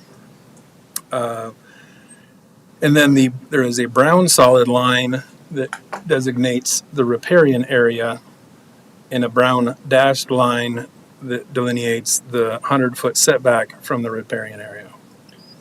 And our improvements are outside of those areas along the corridor. No 2-acre lots are placed in there. Only the conservation area of the residual lots are within those boundaries. And so there's no drainage, is that what you're saying, into the wetlands? So yeah, so this area in the existing state drains to the river from both sides, aside from a small portion over to the far south that drains into the oldish ditch over there. And so ultimately our drainage does pass into the river corridor as it has historically, and we have a treatment in place as it goes down the ditches and through ponds for a portion of the treatment at the prior to it going into the river at the north end of that south 2-acre portion. So what is the treatment? Those are barriers or diversion structures? Sure, we'll run it through grass swales. We'll put it into a water quality pond to detain the flow and release it slowly so that the sediment has a chance to settle out and pollutants are held back to be treated within that pond. Great. Can you, I guess we're talking a lot about water and the potable water. There's some question about whether there's enough, and I know that you have done your due diligence and provided enough shares. And you mentioned that perhaps the flow would be better, and I wonder if in fact it would be better to the neighbors as well as you replace old infrastructure. Can you speak to that a little bit? So yes, we are replacing the old infrastructure with the new 12-inch Little Thompson Water District line that goes, it'll go all the way from County Road 4 where our drive connects, or County Road 4 on the north where our private drive connects. It'll extend over into the 2-acre side of the development, and then it will connect and go along that road that's on the west and loop around and connect at a diagonal up to County Road, up to County Road 21 on the top left, and then continue over to County Road 2 on the other side of the cobblestone farm development on the south. So that's their supply as well? It will replace the water line that goes along County Road 21 right beside the pavement from County Road 2 on the upper left corner to County Road 4 on the upper right corner. And so we're taking out of service a mile of their existing line and replacing it with a line that comes through our development, and then we will go into County Road 21 and replace the line that was serving those lots on the west or the top of the page. We will replace the main that serves them, and we'll retap their services into the new main. Okay. And these lines are going to be the same size, or you're upgrading that as well with the? Yes, we are upgrading so the 12 inch is an upgrade from anything that's out there. The 6-inch will match the size of the line that is in place for them currently, which more than adequately serves their use. Okay. That's all I have. Thank you. Thank you. Any other planning commissioners with questions online or otherwise? Go ahead, Commissioner Rowe. Thanks, Chair. Yeah, my question for the applicant is on the open space that's shown there and the existing trail. So is that going to be publicly accessible, or is it private to the neighborhood, I guess? And then sorry, yeah. And then if there's anything more to add to I think it seemed like you generally answered it sufficiently in terms of that future trail connectivity. But if there's anything more to say there, it does seem like a great opportunity and probably something that's easier to accommodate at the forefront here versus later in time. Yeah, so there's no fences or restrictions in our application currently that would provide any restriction from someone coming in on Overland Crossing Way and going along Little Thompson Drive to park alongside the road and access the park on that north end of the 2-acre portion. And so that answers kind of the question from a physical perspective. From a legal perspective, does that area need to be dedicated to the public, or could a future HOA decide to restrict access in some way? You're correct, and that would be governed by the HOA. We have not got into, I guess that question hasn't been proposed, and so we can further evaluate that and just determine what the liability and ramifications are for how that's written. Yeah, it sounds like it might be at least something to consider. I mean, that was one of the comments that we heard was, I think, just whether that would be accessible. And it sounds like, generally you guys are not planning that it won't be, but maybe making some accommodations so that it is ensured that it is would be good. Just as long as it doesn't turn into a open public campsite, I guess. Sure, certainly.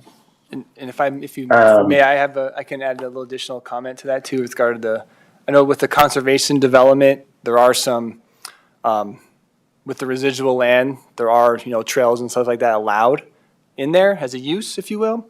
But then that use is limited to the residents of that subdivision. And so I work with the applicant too about the open space you're having here is in addition to the residual land, correct? So we attain our residual land from the area outside of the floodplain, and so everything within the floodplain would not be residual, but everything outside of that floodplain in the open space would be towards that conservation development. Okay, that's what I want to confirm. So if that is the case, then per the land use code, that internal network, if you will, is only accessible to folks within the subdivision. So, Mr. Curry, if I may, so in the comprehensive plan, theme 3, connectivity and trails is seen as very important, as are HS1 principles and policies 1.1, 1.2, 1.5, 1.6. So because the applicant is proposing a conservation development, then that allows and this is part of the North Front Range MPO Regional Trail Network, right through the property, right on the Little Thompson corridor. So because it's going to be a conservation development, it allows the county to say we don't have to participate in regional networks, as even though they're supported in the comp plan and the North Front Range master plans. In this circumstance, that is correct, and that is something we can bring up with staff and discuss better aligning the code, the land use code, with what the long-term comp plan and all the long-range plans we have. We do have ways to do that, to do like what we consider minor updates that don't require a lot of huge public hearing and staff time to amend some of those things. That's something we can definitely take a look at to, like you said, align it more with our long-term planning goals. Yeah, because I think this corridor is even in the county's comprehensive plan or transportation master plan for a trail corridor as well. And it certainly could be the purview of the Planning Commission to recommend that that be a condition of approval. With this being a preliminary plat and still moving on to final plat, that adjustment could be made. Thank you. And Yeah, Mr. Could you clarify that one more time, just for me, so I can get that straight? So, the access to the river via on that slide that you just had there, via the park, could that or could that not be restricted by the HOA?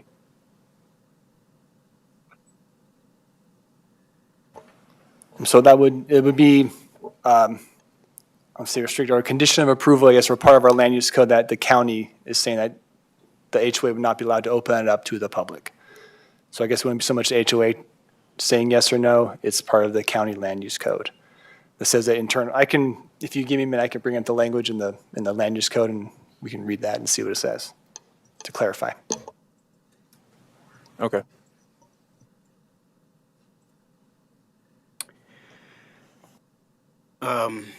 Just a quick follow-up question on one of the other comments about the Berthoud School District.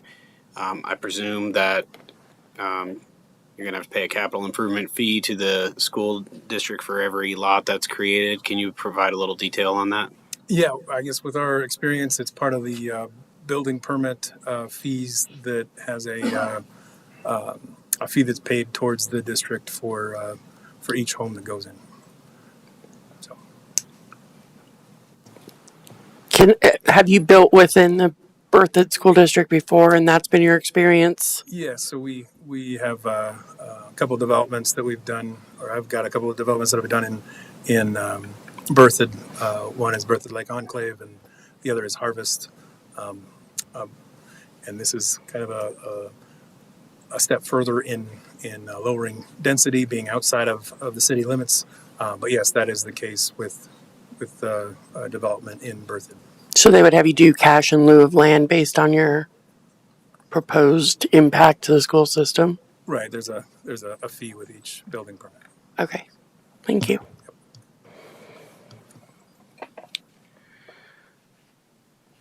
All right. So for the record, the public comment has closed, and so now we're having our questions answered.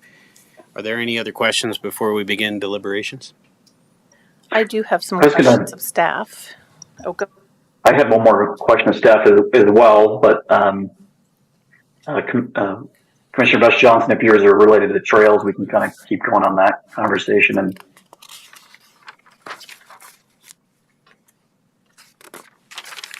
I didn't catch that. I'm sorry, Commissioner Rowe. Did you have I didn't catch that. I apologize.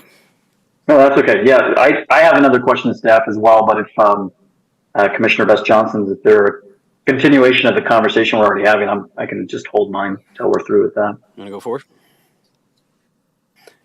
All right, go for it, Commissioner Rowe. Okay, yeah, like I say, question of staff. So we've got these building envelopes that float in this residual area, and I guess I'm just trying to understand how that works, and so the lot that somebody would own would just be that building site, and then is there an enforcement mechanism that prevents people from building into that residual or doing something that's in conflict with the conservation development requirements? That is correct. So those 2-acre lots that are in the 35-acre residual areas, that 2-acre lot is the only developable area within that lot. Unless there's an ag-related use, they're allowed to have some agricultural use. So if whoever owns that property, say if there's, like the applicant mentioned, there's cattle, if there's a barn there to store, hay or feed or whatever, that's an approved use in residual land. But as far as a single-family home and things like that, it would be in that 2-acre building envelope, and that is only a development they could do. And so they wouldn't, if someone came to submit a building permit, it would not be approved. And then if they did it illegally, code compliance would catch them and take the proper recourse as necessary. Okay, yeah, makes sense. Thanks, I appreciate that. And then while I'm speaking, I can clarify the trail access stuff. So reading the code, I missed the important word of may. So residual land may include such uses as pedestrian and bicycle areas, buffer areas, and common area devoted exclusively to the use of the residents of the conservation development and their guests. So I think the Commissioner Duffy, you're mentioning that the HOA could potentially allow just those trails for residents and their guests.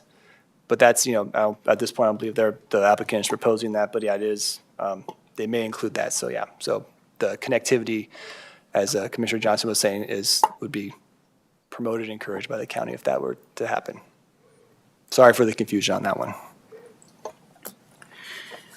Can I follow up on that just real quick?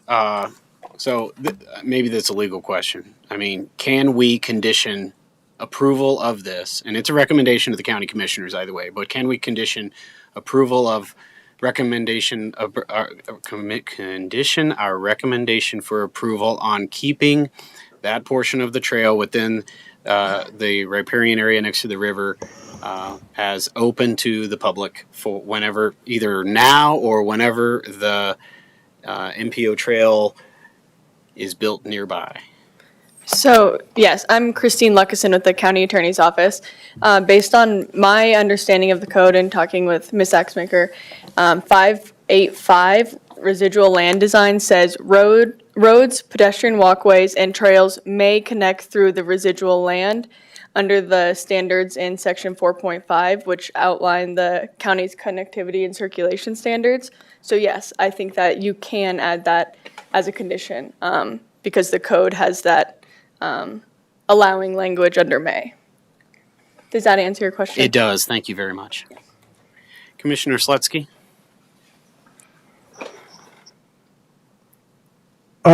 Just to clarify, there's two residual lots, so 35 acres, and they're supposedly for agricultural purposes. But I'm a little confused, who owns these? Are these tied to those 2-acre building envelopes? Or is the HOA in charge of owning them or maybe maintaining them? And then we have these trails going through. Can you help me with this? Somebody? 1 second, John.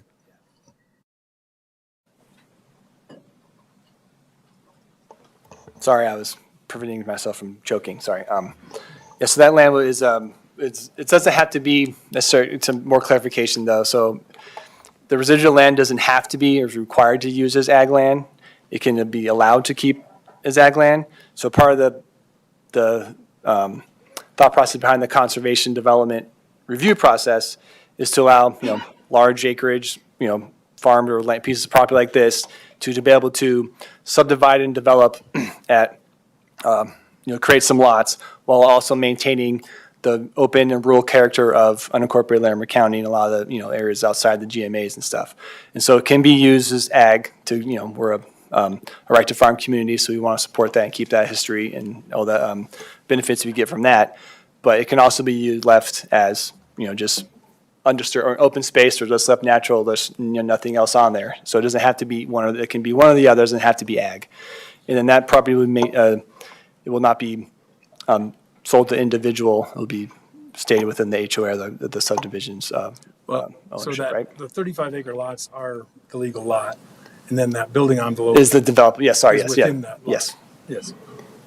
So they have that lot. So- They're not allowed to, they can't disturb anything outside of that 2 acre building envelope unless they have an ag use on there, which is not required. They can choose just to leave it as is and, let nature take its course and do what it does.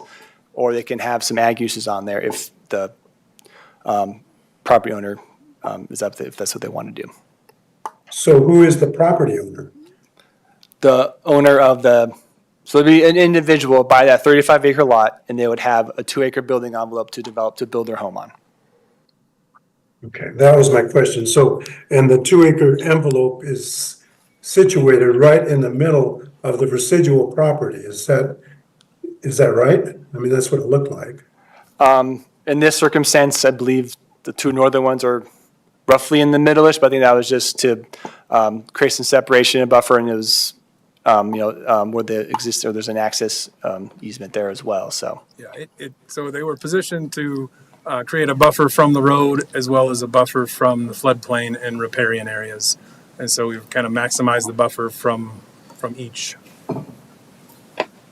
Sure. My concern is, I mean, I think calling it agricultural ground is maybe not correct. And I think one of our commenters kind of suggested that you're going to take basically 70 acres and put infrastructure in the middle of it. It makes farming kind of tough. And if you don't take care of it and let nature take its course,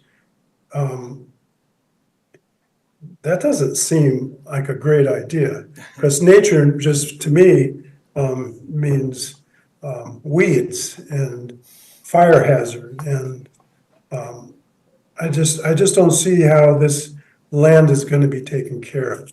Sure, and I can elaborate a little bit on that if I may.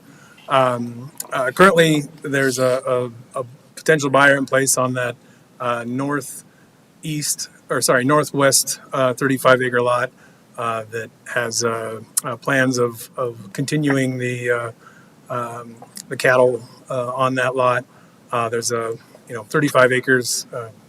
There's a significant amount of cattle that can graze on that, and then the lot to the east of that, and the lot on the far south side of the development.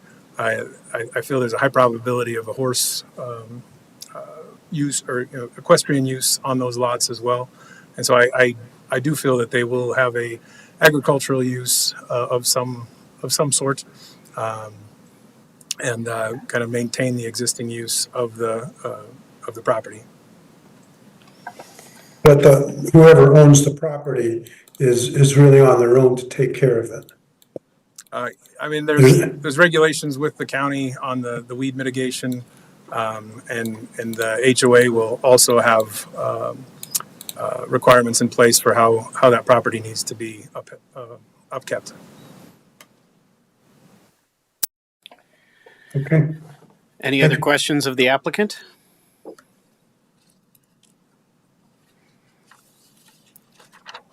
All right.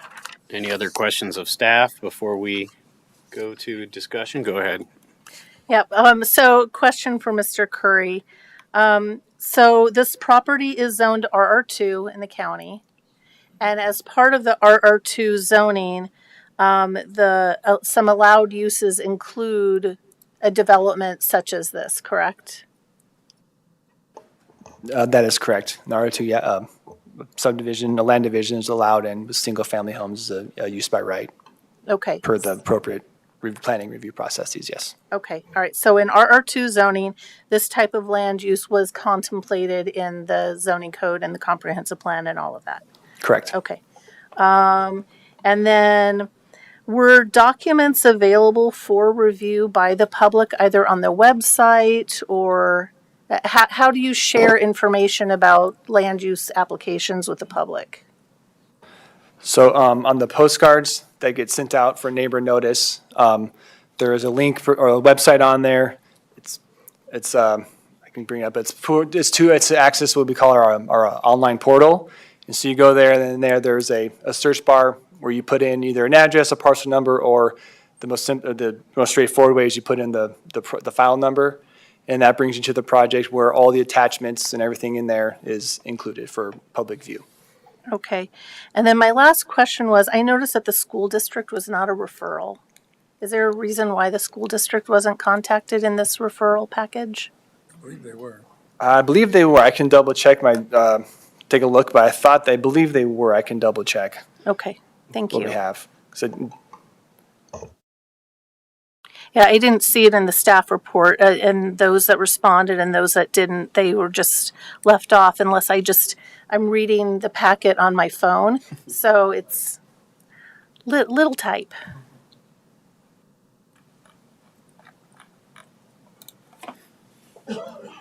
Thank you. That completes my questions of staff. Any other questions? Or go ahead, Mr. Sorry, yeah, Perry. sorry to jump. And according to our project tracking stuff, yeah, the Thompson School District was reviewed. Okay. They were. They were okay. saying, yeah, they were sending a referral and just did not respond. Okay, so maybe if you wouldn't mind just correcting the staff comments. Okay. Thank you.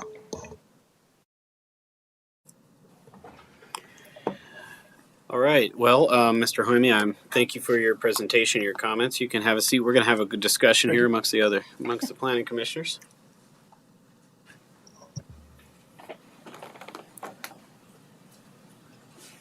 And who would like to go first? I'll go first just with a statement for those that participated tonight. One of the most difficult things to deal with when you're a homeowner, when you own property, Larimer and Weld counties are the fastest growing urban areas in Colorado. I've heard by the state demographer that half of the population that moved to Colorado in 2022 moved to Larimer and Weld County. So this is a quickly growing area, and I know that change is very difficult. I understand that firsthand, and change is difficult. It's one of the reasons why, there's a zoning code, there's a future land use maps, there's the zoning maps and overlays and zoning in the county code is to allow those shifting of land uses to occur. But I understand it is difficult. The code does allow for mitigating concerns. And you've heard a lot of discussion tonight about how to mitigate those concerns and how to get potential development to fit within the future of the county. So I just want to say we've heard you, and your concerns are very valid. And I personally appreciate you being here tonight to share those concerns, and just know that that change is all around us. That's all I'll say on that one.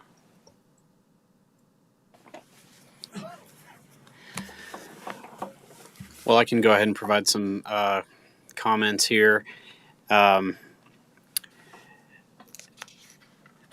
think that, and I'm not going to make a motion to add any sort of condition of approval, but I am going to put my comment on the record that I think that the applicant should and the county commissioner should require that the trail along the river be either dedicated to the public or have a procedure to do that in the future. I think that is very important. We have a trail plan, and I don't want to create a block in the middle of it that would stop it from being successful at some point in the future. I agree wholeheartedly with what Commissioner Rowe said, which is it's way better to do this on the front end than the back end.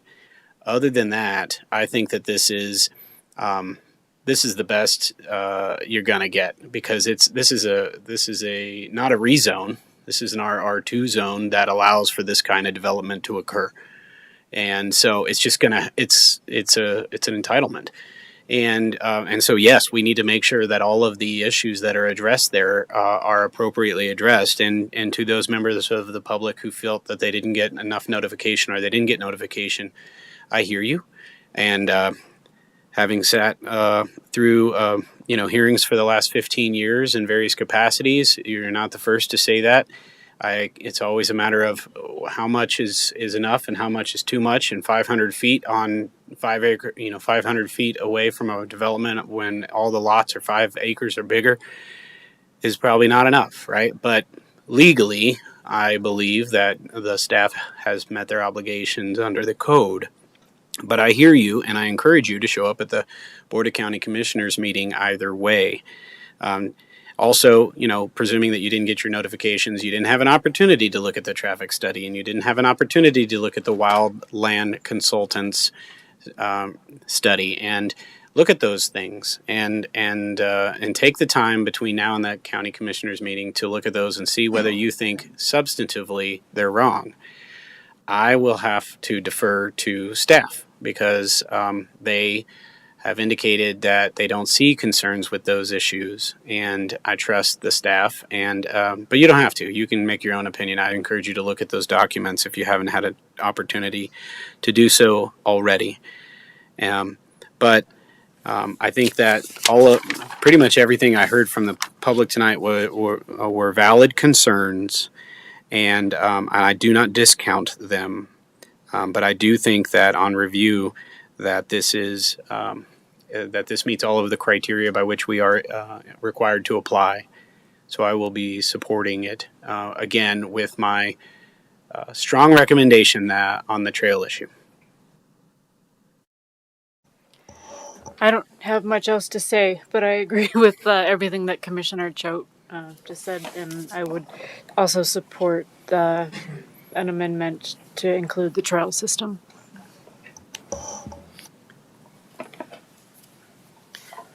Well, sorry, I'm gonna go back and I'm gonna see your strongly encourage and I will be supporting this development, and I will be suggesting 2 additional conditions of approval. One would be that the applicant shall include connectivity through the property to the regional Little Thompson River Corridor Trail illustrated on the North Front Range MPO non-motorized plan from 2021 in accordance with the comprehensive plan principle and policy HS1 items 1.1, 1.2, 1.5, 1.6, and HS2 2.1. And then also a condition of approval. Go ahead. Oh, should we talk about that one first? Oh, yeah, go ahead and talk about that one. Can you repeat it? No, I'm kidding. Yeah, go ahead. I'll just ask, are there comments about Ms. Bess Johnson's request to add that as a condition of approval?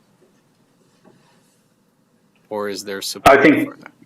Yeah, for me, that captures our discussion, and I'm supportive of that as well. So, yeah, thank you. I would also support that. I think sometimes it's easy to say that you strongly suggest and best laid plans go awry, and there's a plan for this, and I think we need to ensure that that plan is able to be carried forth without the best intentions going otherwise down the road. So I would fully support this amendment. Okay, we can take that up in a moment. Do you want to talk about your second suggestion? Yep, there's only one other suggestion. In Development Standard 4.0, staff discusses shielding the light fixtures, and I'd like to strengthen that, though, because in the comp plan policy and principle HS2 item 2.4, it states dark sky standards. So not just directional lighting, but I'd like to strengthen that. That's Development Standard 4.10 to indicate that the dark sky standards shall be followed. Not just shielding light fixtures on structures as well as any street lights, but they actually shall comply with the dark sky standards reflected in the comprehensive plan. Can staff jump in and just ask a clarifying question on your first proposed condition? Yes. Could we specify that that's a public trail access that you're requesting? Yes, that's a great amendment. Thank you. And then are you asking that that be accommodated in this preliminary plat or in the final plat? It can be in the final plat just as long as it's not lost. Perfect. Do we have dark sky standards? I know that term is addressed in the comprehensive plan. Do we have standards that we have in the code or that are applicable? I couldn't find them in the land use code when I was up here, but I know that the International Dark Sky Association does have standards that can be applied to land use applications. I just don't know if the county has adopted those, so maybe that's from Mr. Curry or Ms. Oxmacher. I do not believe we have adopted dark sky standards at this point. It's something that we will be looking at in the future, but we haven't codified that at this point. So it makes it a little difficult then to have a condition of approval to support the comprehensive plan when there are no standards. There's a gap. Yeah. So I would encourage staff to take a look at filling that gap. But I cannot in good conscience make that develop that condition of approval if we don't have the standards to support it. I agree, it's a good idea though. And I would ask the applicant just to consider that as they're moving forward in their final development plans. For the commission's information, it is something we're looking at for the 2024 work plan.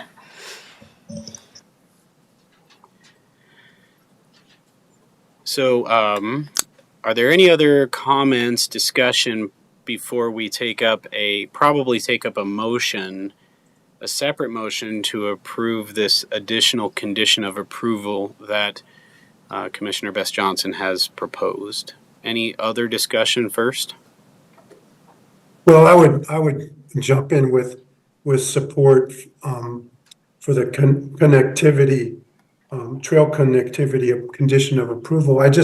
My concern is having public access to private property, and I've had personal experience with public coming on to my property, and it's dangerous if nothing else.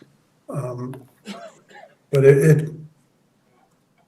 it's in my heart. I think it should be allowed. I'm just not sure how you mitigate the safety issues, and we put a lot of trust in the HOAs and property owners, but it is a concern. I know that there are other areas that have trails going through them that are private, but the county kind of regulates that, or even has easements for them, and I don't see that here. But I do think that this is basically on the books, and I think we need to respect that. I will support this and your amendment, Commissioner Bess Johnson.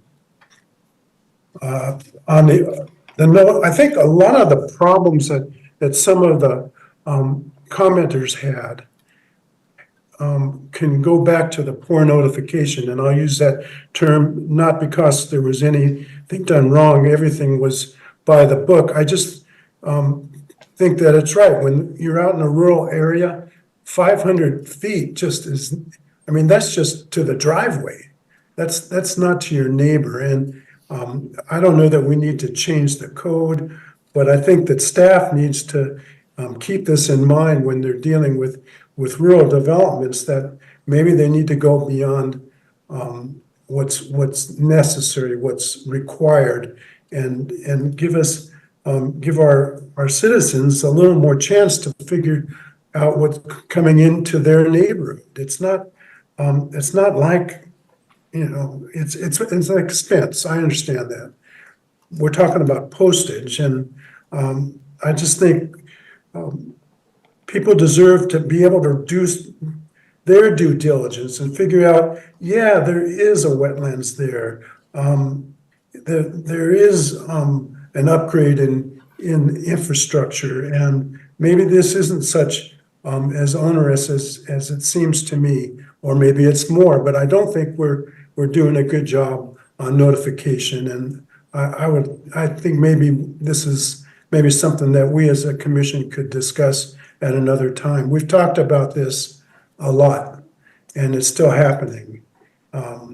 It shouldn't. We're smarter than this. That's all I got. Chair Cho, could I jump in just to address one of the concerns? I believe, in my understanding of Commissioner Best Johnson's proposed condition is vague enough that if we do need easements or anything like that, we can make sure that those are taken care of. The way that the condition you proposed is written, I think it does protect us in that way to make sure we're doing all the right things to make sure that final plat accommodates that proposed condition. I don't know if that addresses that concern, but I think it's written that way. I agree with you. We have another phase, another step in the process to work through those issues. And for what it's worth, I saw about 90 people show up at the Fort Collins City Council meeting, and most of them also complained about lack of notification, notwithstanding the applicant had sent out 797 postcards. So it's just a thing that happens, right? We're busy, you don't get it, and it's a legitimate concern regardless. What I would suggest is that somebody move to add Commissioner Best Johnson's condition of approval to the resolution. I don't know that you need to repeat the entire thing. We have it on the record, but. Right. Chair Choate, I would just add a final sentence then at the guidance of staff to indicate that this shall be illustrated on the final plat.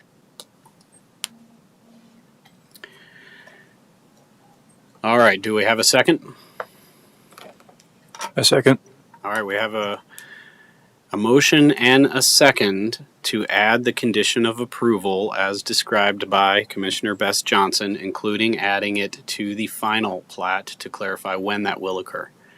Does everyone understand the motion? All right. I would request a roll call vote, please. Commissioner Best Johnson? Yes. Rowe? Yes. Gillette? Yes. Slutsky? Yes. Barrick? Yes. Duffy? Yes. King? Yes. Chair Choate? Yes. Thank you. That motion passes. Any further discussion or a motion? Make a motion. I'd like to make a motion. I move that the Planning Commission recommends to the Board of County Commissioners approve the Lemon Family Trust Conservation Development File Number 22 LAND 4255, subject to the conditions outlined above, as well as Ms. Best Johnson's approved amendments. I second. All right. We have a motion and a second to recommend approval of the application to the Board of County Commissioners, subject to the staff recommendations in the report, staff report, and also subject to the condition of approval just added. Is there any further discussion? Chair, I just have a clarifying question in the packet here. There's two different file numbers that are referenced. It's land 4255, and then in the suggested motion, it's land 4331. I just want to confirm which one of those is correct. 4255. Okay. Which I think is what we just did, so we're good. All right. Any other discussion? I will call for a roll call vote, please. Commissioner Duffy? Yes. Gillette? Yes. Slutsky? Yes. King? Oh, sorry. Yes. Rowe? Yes. Best Johnson? Yes. Barrick? Yes. Chair Choate? Yes. All All right, that motion passes, and the recommendation for approval will be provided to the Board of County Commissioners. For those who showed up this evening, we thank you very much for your public comments. I do think it makes the process better. We do have one more new business agenda item on our agenda. I might suggest a short break so I can run to the little boys' room. A second. So let's take a 5-minute recess. And I am so sorry they asked you to go over 12 Commissioner Rose. Oh, no worries. I was running out of room on the line. Everybody was just.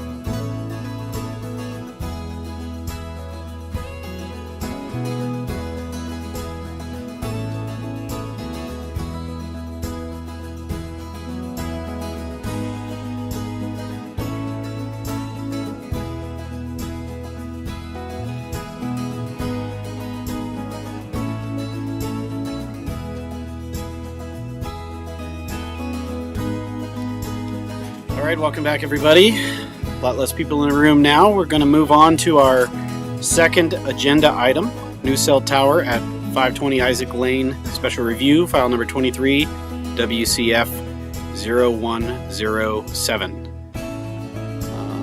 Staff, can we have a presentation?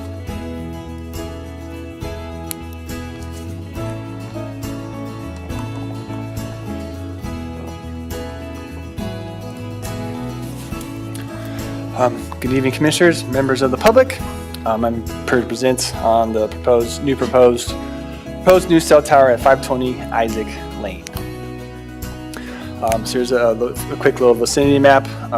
The subject property is located here where this outlined black box is at 520 Isaac Lane. It's located northeast of Risk Canyon Road and Stove Prairie. Little site information. So it's zoned in the open district. Existing land is a single-family residential use, and the surrounding land use is primarily single-family residential as well. And the proposed cell tower location is not within an existing growth management area.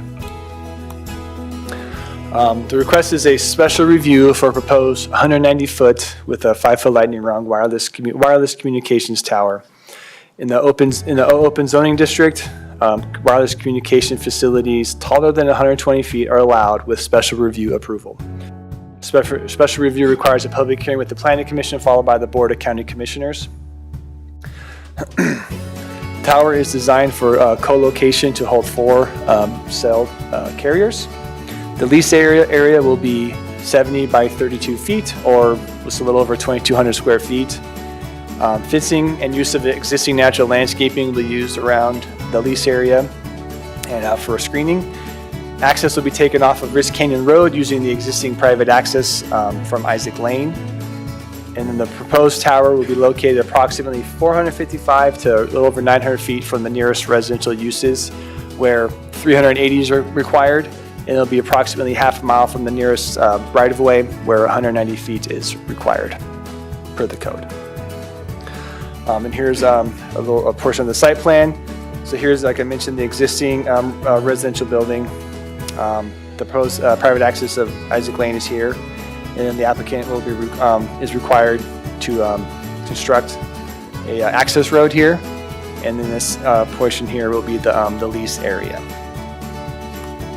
And again, here's a more zoomed in portion of the leased area where the tower will be, and these will be the 4 areas for the potential cell carriers. Here's an elevation of the drawing of what a rendering of the tower will look like. Again, the height of the tower is 190 feet with a lightning rod, with a 5-foot lightning rod for a total of 195 feet. Here is some of the photo images. So this is the existing view. Look here, looking, I guess northwest. Northwest, the view 1. This is the existing conditions. Here's what a proposal looks like with the tower put in place.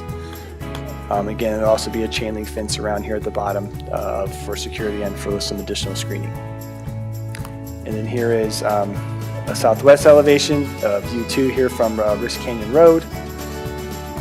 And then here is what the view would look like with the proposed cell tower in place, and again with more of the constructed numbers.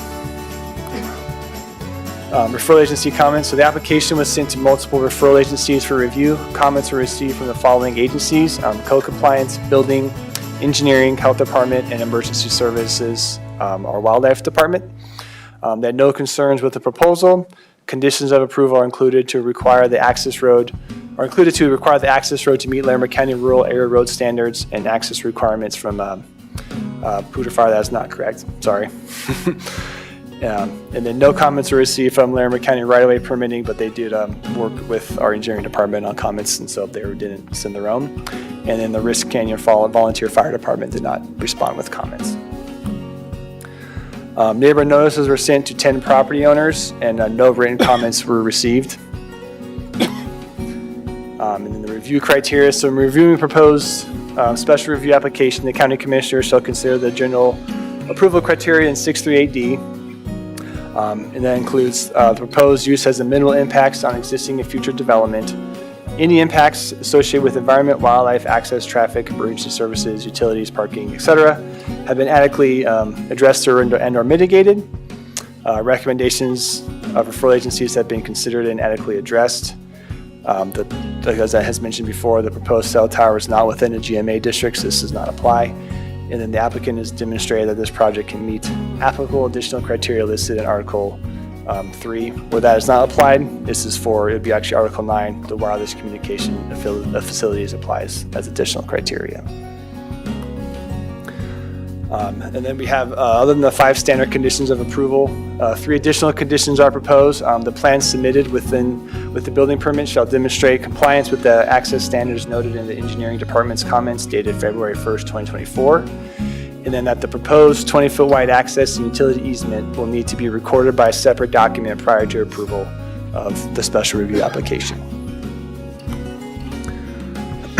Is the assessment of the development services team that the request meets the special review criteria, provided the applicant satisfies the recommended conditions of approval.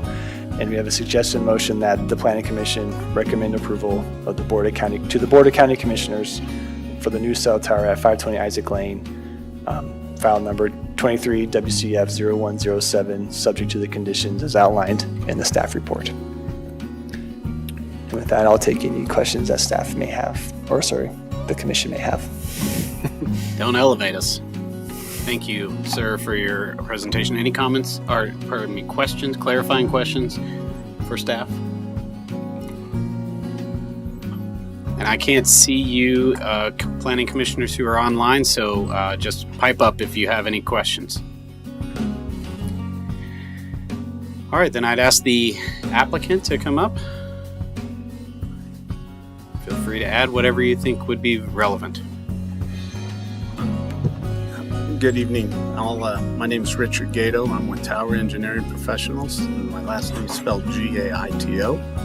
I'll try and keep this short. A little bit about the project. This is a new cell site. The tower owner will be Subcarrier, and they are working with wireless providers to go on this site. The providers will usually sign up after they know they've got a approved site, and then they'll negotiate the final terms of the lease. So that's in process. I did want to talk a little bit about the design. What we tried to do, and we worked with staff on this and with the fire department, was to come up with a design that did not take out any trees, shrubs, or anything else. I think if you can go back to the one where you showed the road going up on the site plan. We were able to fit it in between there. The actual road, that big piece is 20 feet wide, but the actual road is only 12 feet wide. The other 4 feet on each side is for any utility easements and things like that we need in the development of the site. The site, like staff mentioned, is 190 feet with a 5-foot lightning rod. And the reason for the height is this is a rural site. It will require most likely a line of sight to other microwave locations. So what that means is we probably will not have fiber coming directly to the site. The signal will come from other cell towers via microwave. And the way we have to do that is we have to be tall enough for this tower to see the other towers. So that's the reason for the height. The other reason is to get the other carriers to locate on this tower with the location and the line of sight and all those issues, and to meet the county's requirement for co-location, to get them up high enough so that it makes a viable site, so they don't come back to you guys in 2 years and say, well, we can't go on that tower because we can't get line of sight. We needed to get up high enough to do that. So that's the reason for the height of the tower. The type of the tower, it's what we call a self-support tower. It is it takes up the least amount of footprint, except for a monopole. As a rule of thumb, we don't do monopoles that are 190 feet tall. And we especially don't do monopoles that have microwave equipment or that much equipment because, quite frankly, we call it, they end up looking like a banana with the wind blowing and everything. The poles end up having a little bit of bow to them. So structurally, with the load, the snow, the wind, everything we're going to need to do for this, it makes most sense to do this as a self-support tower. If we were to do this as a guide tower, which is the other option, it would only be able to carry maybe 1 or 2 carriers, and that's it. And the footprint would be much larger with the guides. So we've really been able, you saw the compound, it's a very small size compound, and we were able to fit that in there because of using a self-support tower in this case. I do want to talk a little bit about earlier in your case before tonight, you mentioned a little bit about the dark sky, and this tower will not have lights. It is under the height requirement for the FAA to have lights, so it will not have any lights on it. The other thing I wanted to bring up is visitors to the site. Once the tower is built, the people that come out and visit the site is the carriers. They usually come out once every 3 months, make sure they do an inspection, all their equipment's working. The tower owner will come out maybe once every 6 months and do an inspection. So the visitor traffic to this site is going to be minimal at best. If something does break down, they can usually do that with using the internet to remote in and be able to resolve the problems remotely, so they don't have to come out in the middle of the night and do a site visit or something like that. So with that, I promised you I'd keep it short and sweet. So I'll stand for any questions that the commissioners might have. Anyone have any questions for Mr. Gato?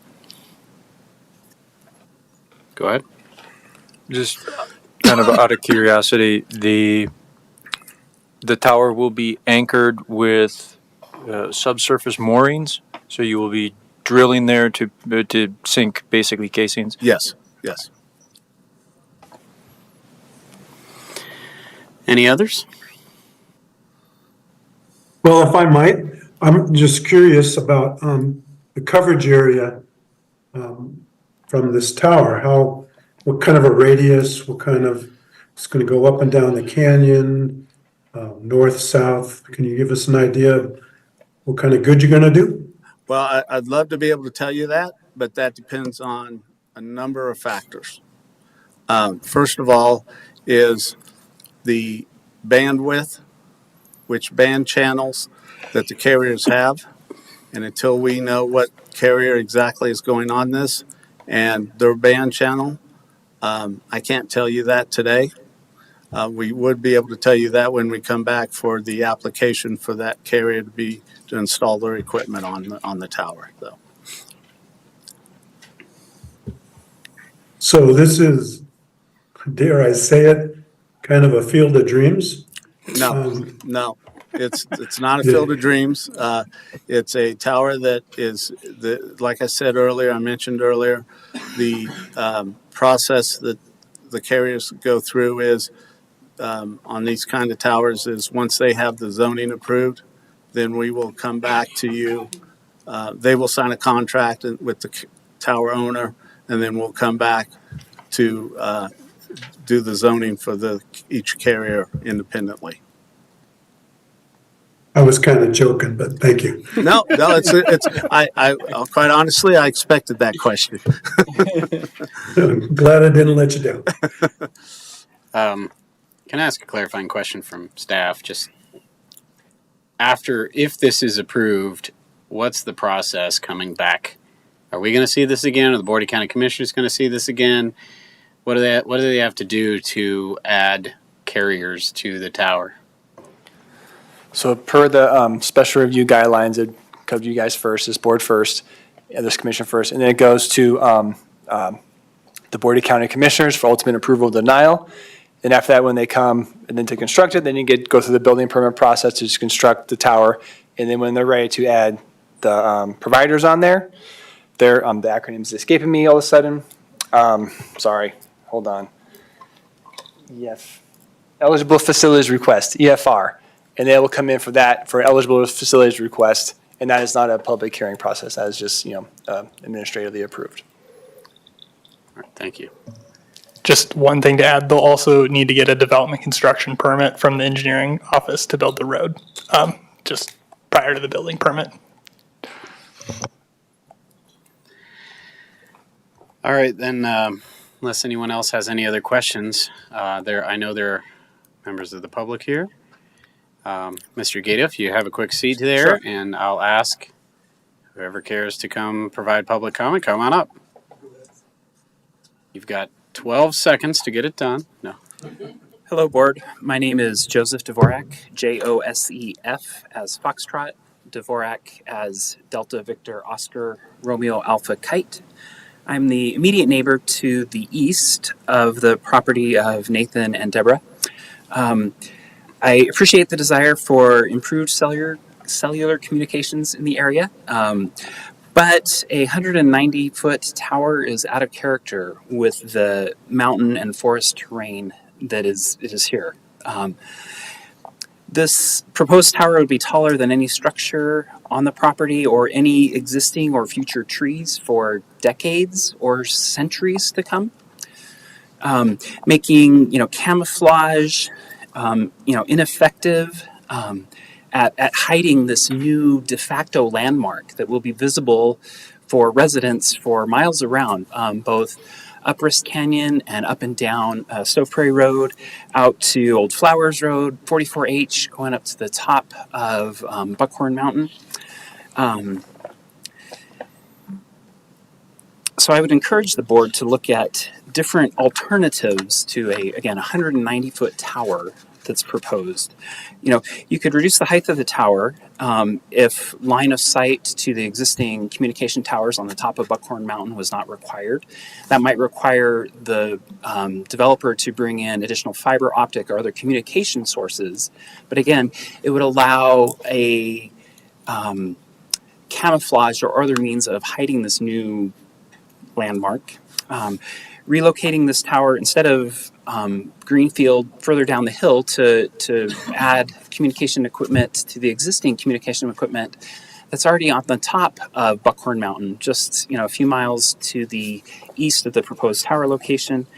Or, there's technology advancements that are coming, things like direct-to-cell phone satellite communications that would provide not just for a localized region of the cellular connections, but a low bandwidth emergency type connections for the entire rural area, mountainous area that we're talking about here near Stove Prairie School. The other thing I'd like to mention, again, the 10 postcards that were sent out for notification for the immediate landowners in the 500-foot vicinity, again, is woefully inadequate for the miles of visibility of this new landmark. And all of the landowners and other stakeholders in the area. Again, we're not going to change that tonight, but again, that seems woefully inadequate for letting other stakeholders know that, hey, there's this new thing happening here. Again, people will be able to see this for miles, but only 10 postcards, that's what, $5 worth of postage was sent out. So again, we're not going to change that tonight, but that's just continuing the theme. Thank you for your time. Thank you very much, sir. Would you like to add some public comment there, sir? Yeah, please. Hello, my name is Matt Lee, just Lee. And I own the property that the easement will have to go through below it. I don't know if you can bring up that map, make it a little easier. But I just had some questions about easements, I guess. And the road itself is a small road. So I'm not sure how we're going to get equipment and everything up there, up Isaac Lane. So there's a kind of, I'm the second one up there, one down, and that one right there, the odd-shaped one. So that part of the road right there, which ironically I don't have access to that road from Isaac Lane. I don't have an easement to get up there. But we're going to allow trucks and easement and companies and things like that. And I know he said might be minor, but if there's a truck coming down that road, you're backing all the way back down to the bottom. So, and I've got kind of told little different things too, and told it to my neighbors. But I talked to the neighbor that owns that property, and he works somehow with the cell phone industry, and he's a nice guy. But he kind of told us that was going to be one of those type of trees, like the fake tree, small ones. And now we're back to the 190 footer. He kind of told me that they had to basically put it in the spec, because that's the only spec you guys had was for that 190 feet. But and he kind of sold it to me on that. And I kind of spread the news to the neighbors about it being a small thing, so everybody was kind of, not that big of a deal. And he also said something along the lines of, we'll have cell phone service down there. But now looking it over, if it's 190 feet, it's going to reach down to Fort Collins, LaPorte. So I'm thinking that they're after that market now. It's not to get us cell phone coverage at all. It's going to be to the major markets, in Loveland and such, Fort Collins, Loveland. So, and I own the two other properties up there. I own those also, and definitely going to be an eyesore. I'm going to see it from all three of those properties. And I know my neighbor above, Doug Smith, couldn't be here, but and once again, I told him it's going to be a small one, because I was told that. But he's definitely opposed of it, and it doesn't make much sense, because right on top of Fort Hill, there's already a lot more cell phone towers, and I'm worried it's going to end up like that up there. Because I don't know if it's one tower and then we're done, like, you guys approve one tower and that's forever, or we just keep adding towers up there. So I'm a little nervous about that. There's fiber optics got put in the road already, going up there, up Isaac Lane, across my property. And I don't know if that was done before I bought it or not, but I know that there's a box and things, and I don't think there's an easement going up the road. I think the easement goes up to the power line. And it seems like to me they're going to end up trying to widen the road to make it legal access to get up there, which will, affect me for, I don't know how many feet that is, maybe 1,300 feet or something roughly like that. And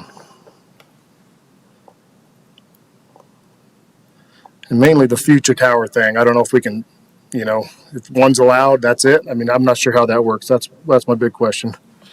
And the easement up the road, which like I said, I kind of find it funny that I can't drive up that road, but we're going to give easements to, cell phone towers and a whole bunch of different people to be up and down there. So I think that's it. Thanks.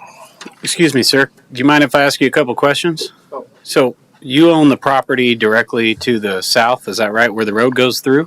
Yeah, that one right there. So you can see the road. You can see Isaac Lane on that road right there. So, yeah, that portion right there. And I own the other two lots, that one right there, and the one to the left of it also. So you own the property to the southwest and to the west, and to the west of that? Yeah. That road goes through your property right now?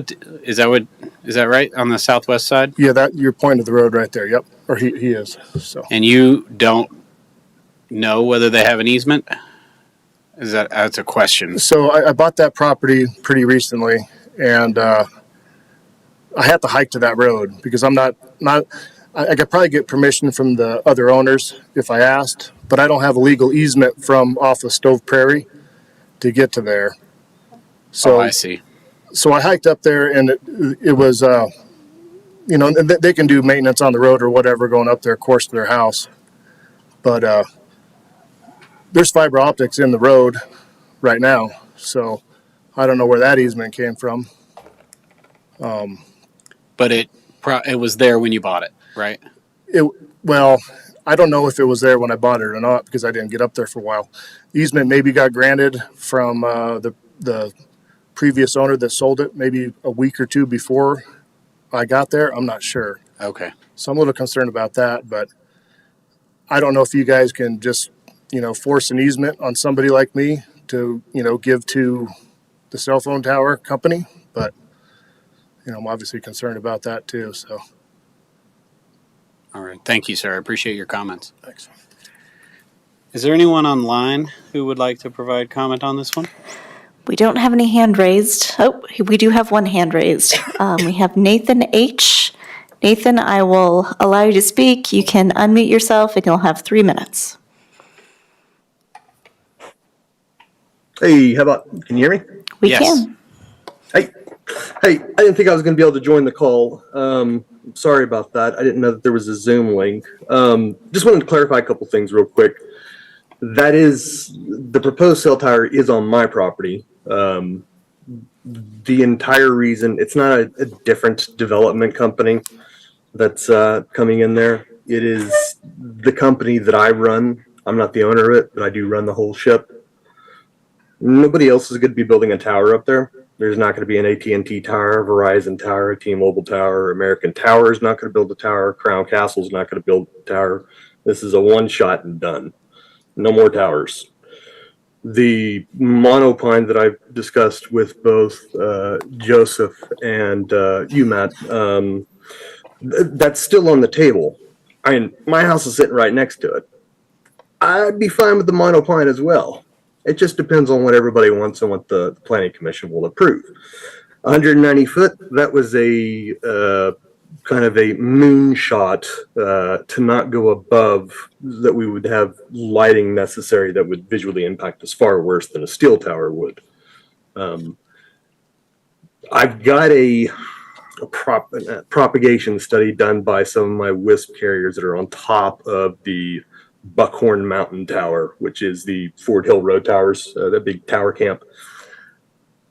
The line of sight necessary to get backhaul or a dish, any type of broadcast down to that tower that's being proposed. I need to forward that over so people can review it. I think it's only like 20 or 50 foot off of an 80 foot that is necessary for additional panels and for WISP broadcast equipment, but I need to double check that. So it doesn't have to be 190 foot. And if we need to revise those plans to make everybody comfortable with it, I'm completely fine with that. The fiber optics, I'm not sure if they were done before you bought that property, Matt. I think we bought that property a little before you did, maybe a couple of months, and it was done within a month of us getting up there. And finally, if you want an easement on my side, I will happily. I've told you before, I have one drafted up for you. And whoever else, you and Kurt both can have one. No problem whatsoever. Other than that, I still want to steer everybody to make decisions on the best of their visual impact and what they want for your property. My business aside has nothing to do with that. Whatever you all decide, you're not going to impact my feelings on you. You're all great people. That's all I got. Thanks. Thank you much. Is there anyone else online with their hand raised? We have no other hands raised. All right. We'll go ahead and close public comment. I think that one was probably a little more of the applicant conversation there, given that they're the property owner of the underlying the application. Is that an accurate understanding, Mr. Curry? I don't think Nathan was on the application. I thought he was saying that.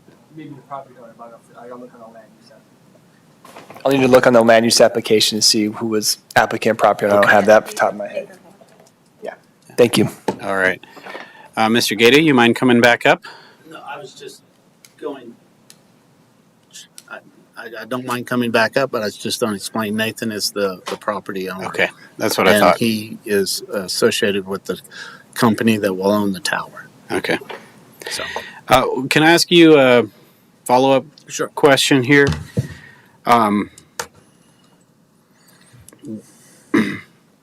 Do you have an easement to get to this property through Mr. Lee's property? It looks like that's how you get up to where the tower will be. that I will be honest with you, that is something that Nathan's company was working with, and if we don't, we will have to get one. I have a question for staff. Anyone else have a question for the applicant? I do, Chair Choate. What other siting considerations were given for placing a tower on this property? What on this particular property? Right. Did you have different siting options that you evaluated? And I'm not trying to. Do you mean on this particular property or on another property? Wherever if you looked at a map and you said we need a tower in this area, what were the siting considerations that you made in order to narrow down where you needed to be? Those decisions are directed by the tower, the wireless carriers of where they need a tower, and then what we do is we go out and find leased land where we can put a tower from an agreeable tenant.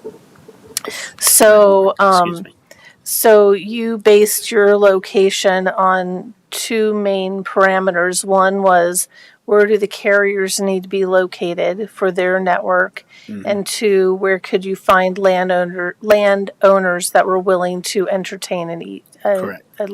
Okay. Yes. And then what is the length of time that the tower would be under construction, where that road would need to be occupied? Usually it's 30 to 60 days. Okay.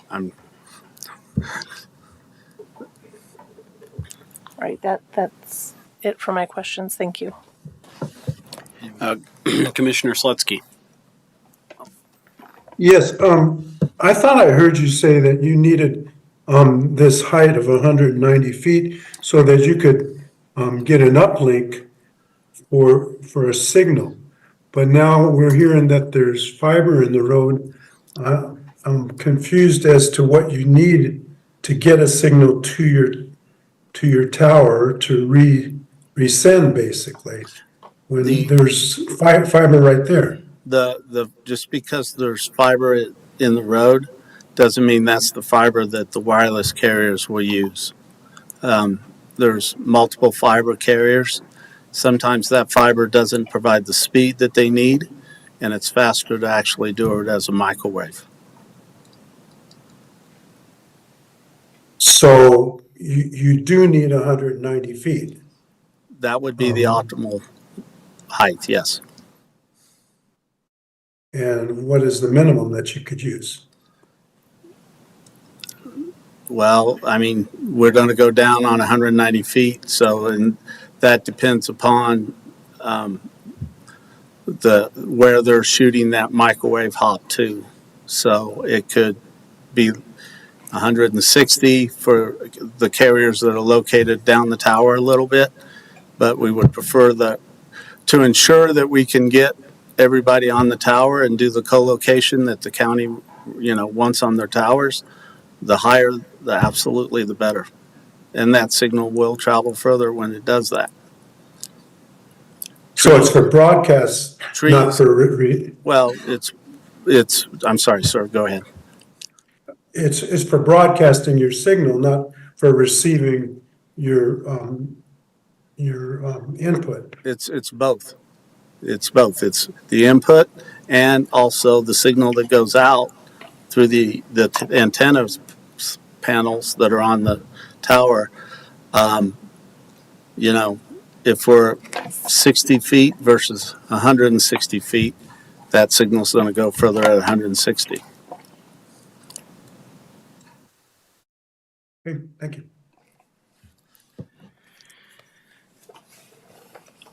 Excuse me, sir. One quick question. Oh, I'm sorry. What's the lifespan of a tower of this size? Kind of just general ballpark. Um, they, I mean, I've been doing this business for 15, 20 years, and I've never taken one down. I'll tell you, not this size anyway. If they take care of the tower, it can be 50, 75, 100 years. I mean, it's a long time, yes. Thank you. Thank you. Any other questions? I'm sorry, I didn't mean to walk away from you. Any other questions for the applicant?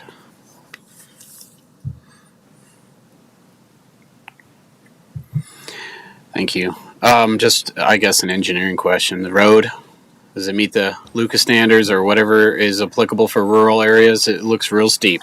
So I know the citizen was talking about an access easement in the road, and it's not an individual access easement, it's a private road, and the county doesn't regulate private roads, but it is the applicant's responsibility to maintain legal access. But since we don't regulate those private roads, we can't enforce those standards.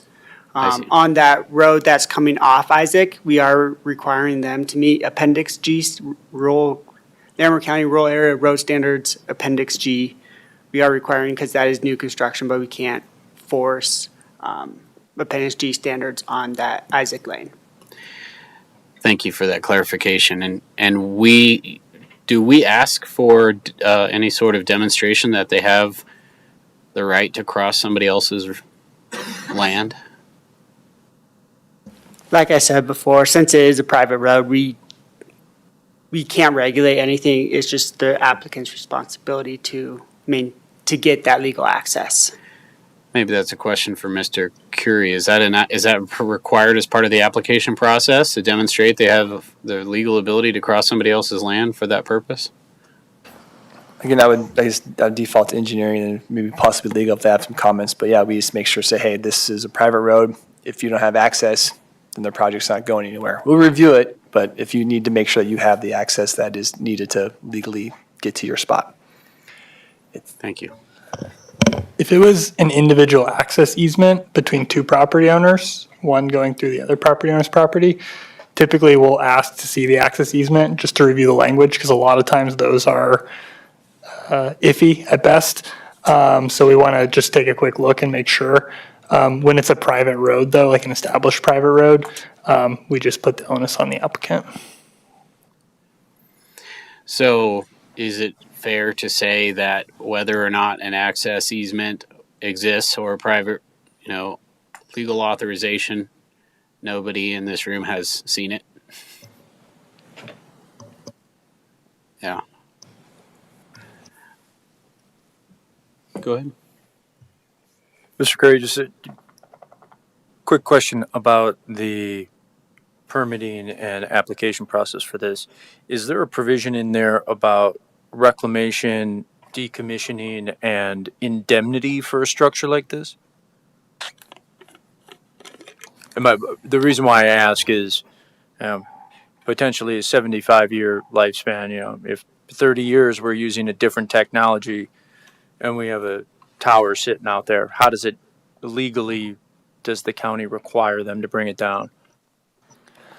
I'm not aware that we have in the land use code a requirement for that, but I can double check real quick, see what I was looking, but not off the top of my head, I don't believe we have anything regarding that, a lifespan type of restriction or requirement.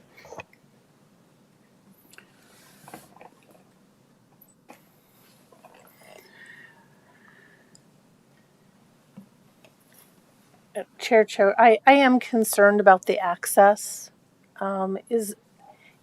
Could we consider a condition of approval legally that would say the applicant has the responsibility to show legal right of access across other people's property to this development site? So, from the county attorney's perspective, we don't interpret any private legal documents. So, we don't want to be in a position or put you all in a position where you're interpreting an easement to determine if it's an easement document to determine if it's sufficient. Similar to how we do like mineral right notification, we just make the applicant certify that they've complied with that statute, which it sounds like is what's happening in the planning department, that you require that the applicant, that the onus is on them to secure that legal access. Is that correct? Yeah, I think I'll just reiterate, yeah, what engineering said too, is that it's a private thing, so we, I guess in planning perspective, we would treat it almost, like HOA covenants and restrictions.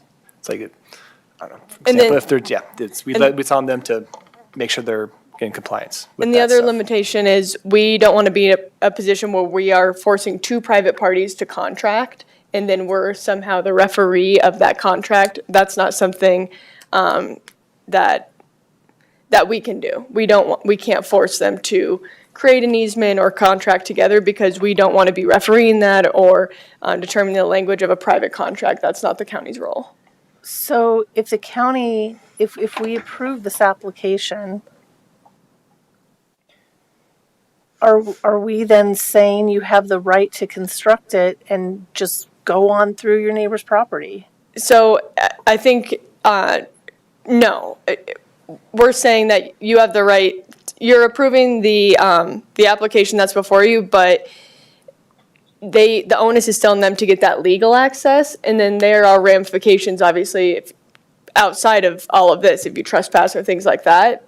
But we are not giving them permission to cross into someone else's property. We're saying you can do this, but you need to obtain that legal access. And how you do that, what that agreement looks like, that's for those private parties to decide. Okay, thank you for the clarification. Commissioner Rowe. Yeah, I have some maybe questions and concerns about whether this application meets some of the, looks like applicable Article 9 design standards. Well, specifically, there's, in several areas it talks about camouflage, concealment, and, being designed to look like a natural feature. I think that would be more similar to the tree that was discussed earlier. And it doesn't seem like that there's a lot of consideration given to that. And it does sound like that the applicant, or at least the owner there, is willing to consider that. So it seems like it's, not only maybe something that it should be considered, but also something where we've got a willingness there as well. Co-location, I just wanted to point out, I think we heard the property owner say that there won't be additional towers, and the application, the response in the application just seems a little bit inconsistent. It says, the proposed towers is designed to allow for co-location of additional antennas and ground equipment. So it'd be good to maybe just further clarify that. And then, yeah, again, this is an additional design standard that's referenced in our packet 9.4.3. Just again specifying that alternative tower structures that are not in the right of way should be designed to look like some of their surroundings, whether that's a building, a facility, trees, etc., or something that's found in the area, or a natural feature. So it seems to me that there could be maybe a greater effort made in that arena. So thank you.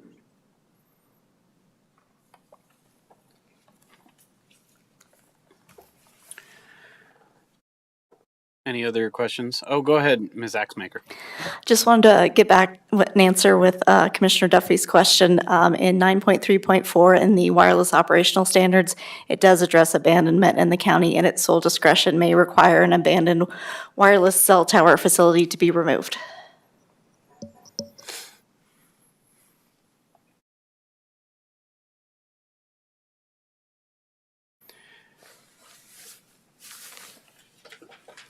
Any other questions for staff? Let's, I'll take comments. I did close public testimony right after Mr. Nathan H.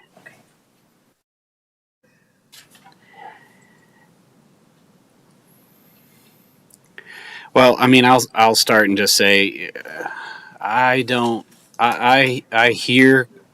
hear you, Commissioner Rowe, on the concealment issue. I think that any concealment or effort to make it look like a natural feature will stick out like a sore thumb, and the only way to truly do that is to have a facility which is nowhere near as tall as this. Otherwise, it's not going to work. And I don't. I mean, this application it does seem a little premature. We don't know. When you're looking at the things that that the code requires, we don't know how tall it needs to be. I mean, it seems like it was chosen to be as tall as could be possible while not meeting the next standard of the FAA, or so it doesn't have any lighting and things like that. And I just don't know. I mean, I would, when I've seen these in the past, they have had a study associated with how much space, how much area the tower can serve. I get the co-location is very important. There's only going to be one tower. We know this is all controlled by the special review. But I'm a little on the fence because it just seems like we don't know how tall it needs to be, and we know it needs to be taller than can be reasonably. I know it needs to be taller than can reasonably be concealed. So, I mean, overall, it doesn't look horrible. It's very, very rural out there. There's not a lot of stuff. I don't think that the fact that it's not looking like a 190-foot tall pine tree is a bad thing. I think overall, but it just seems like we don't know that it is the right height, and we.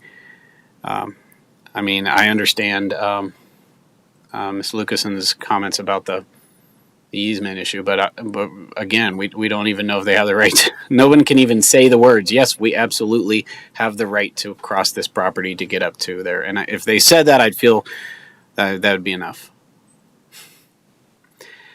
I mean, but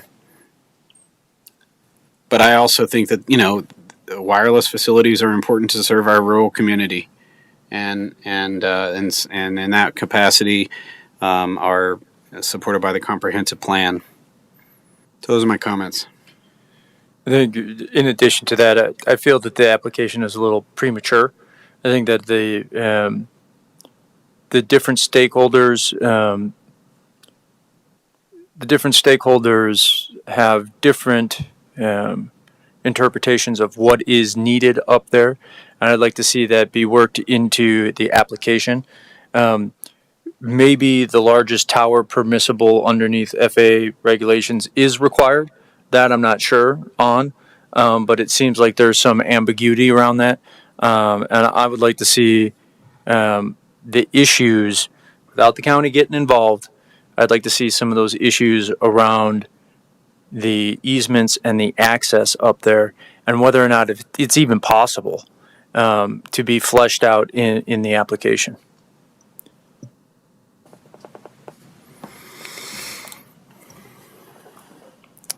Chair Choate and other members of the Planning Commission, I'm struggling with this one because while having a proactive thinking application is important when you don't know what the considerations are, who's going to be co-locating on the tower, there are a lot of ambiguous unknowns, and sometimes it is a field of dreams where you know you're going to construct something and you hope that it's going to be the maximum permissible item that will elicit individuals to locate on the tower.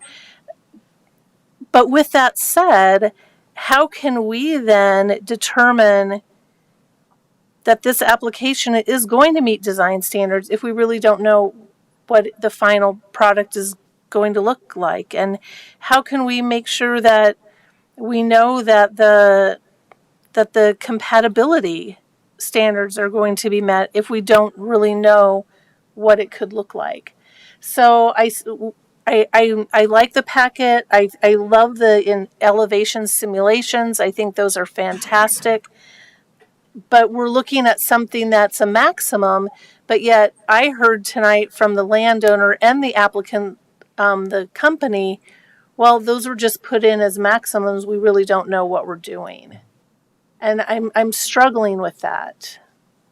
And don't think, how can we say that it's compatible when we don't really know what it is? I would agree with that. And just thinking about how this could be a 70-year piece of infrastructure, I think when we evaluate other pieces of long-term infrastructure, we look for a little bit more input on those design, on what those alternatives might be for a structure that's around for a long time. And so I too am struggling with this one, mostly because of the road access issue and then the maximum and whether that's really needed. And I would like to have seen more of a study incorporated into the application as to its actual height requirements.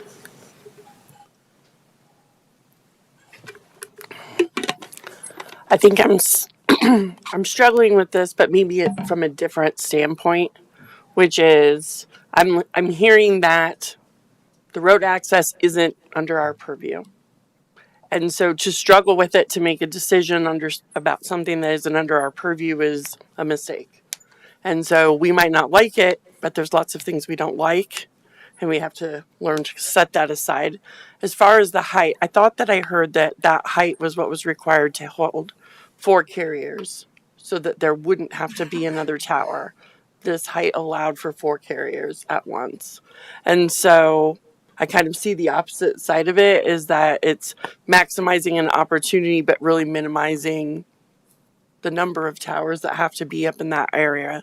And rural communities are important, and that access is extremely important. And it's something that I hear about on a very regular basis, that lack of connectivity impacts people in so many different ways. So while I think that there's some wiggle room with the property owner and these adjacent neighbors in terms of the height of the tower, I would defer to what the industry experts and our planning staff think was appropriate. So that's it.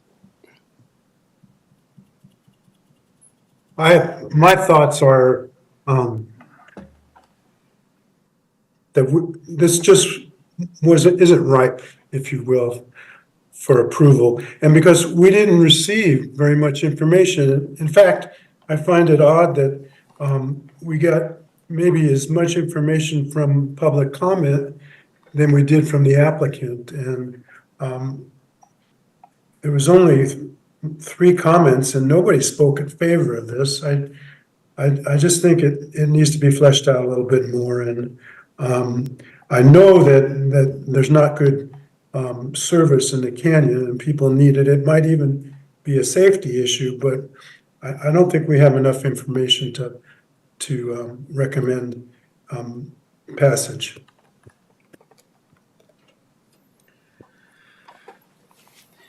I guess if we are going to do that, because I think the applicant has put a lot of work into this, and to the extent that I can avoid recommending denial of it because of the value that it provides to our community, is there information that we could request and maybe ask for a continuance and ask them to come back with maybe a little more definite statement about what they need? And I'll point to section 9.4.3b4, which is the design standards.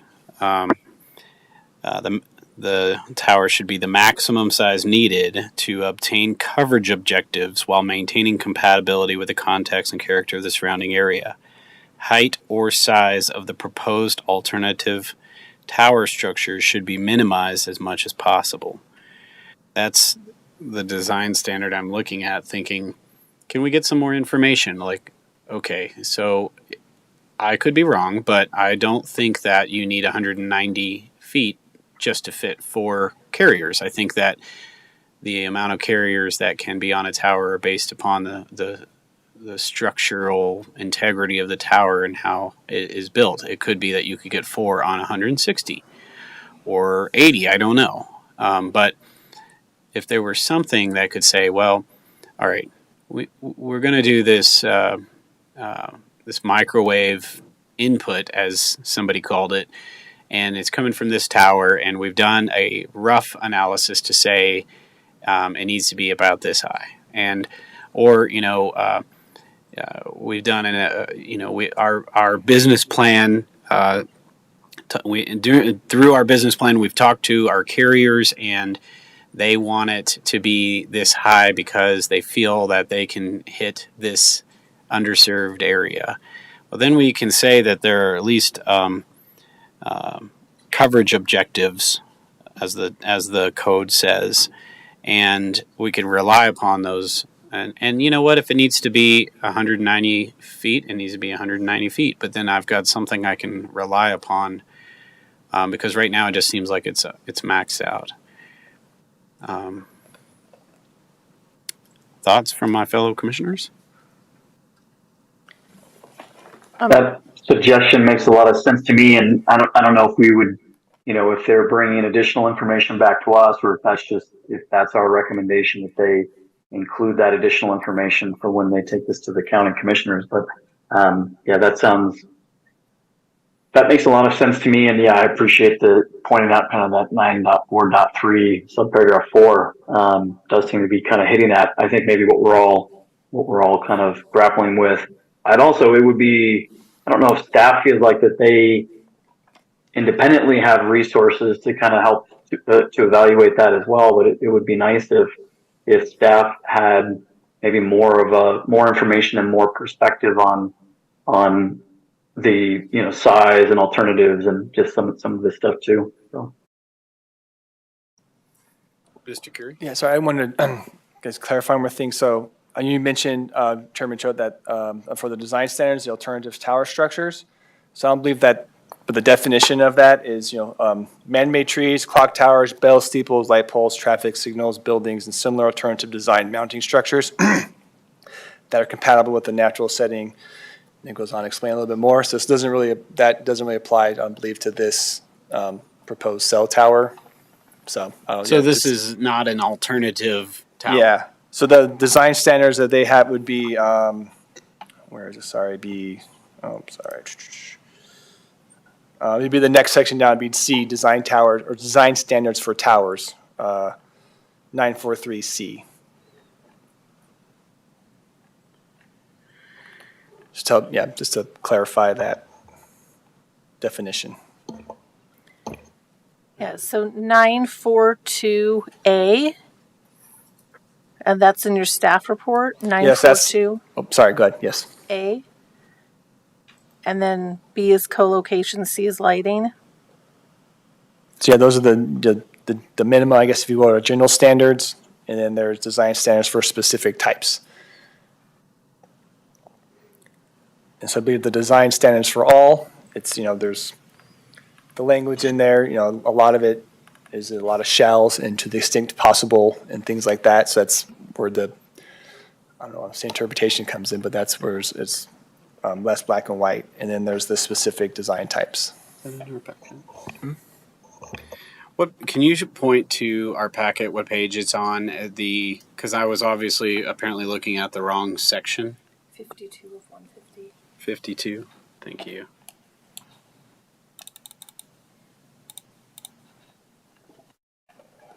I think 52 is the general design standards, and then we might be missing the type standards in our packet. Maybe the wrong type was included. Ours is design standards for alternative tower structures, which we Chairman now. Choate. I'd like to suggest, instead of combing through the packets and the different codes, my opinion on it is, to put in the words of Commissioner Slutsky, there's other issues that are not ripe in this application besides just the design structure of the tower. As I said earlier, I think there's definitely easement issues, access issues, whether or not it can go in that location, whether or not that location is the correct location, whether other locations can be utilized more effectively. I think it's more than just the design. And to just amend or give a continuance on design, if that's the course of action that we want to take as a commission, okay, then I think I'd suggest we make multiple continuances on a lot of the other issues as well. Right, and maybe just point of order for staff and chair. So the applicant is hearing the discussion. Is the applicant able to make a decision if they want planning commission to go ahead with a vote? Or would the applicant, do they have the ability to request a continuance at this moment in time? Or agree to it. Right, or agree. They can agree to it. It's up to you all if you're going to continue or if you're going to vote. They can agree to it, but they can't say vote tonight and make you. Thank you.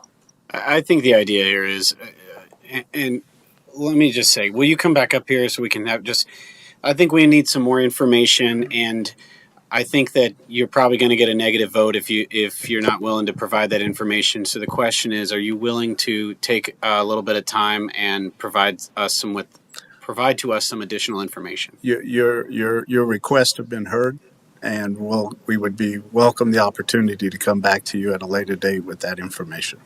Perfect. I thought that might be the case. Thank you.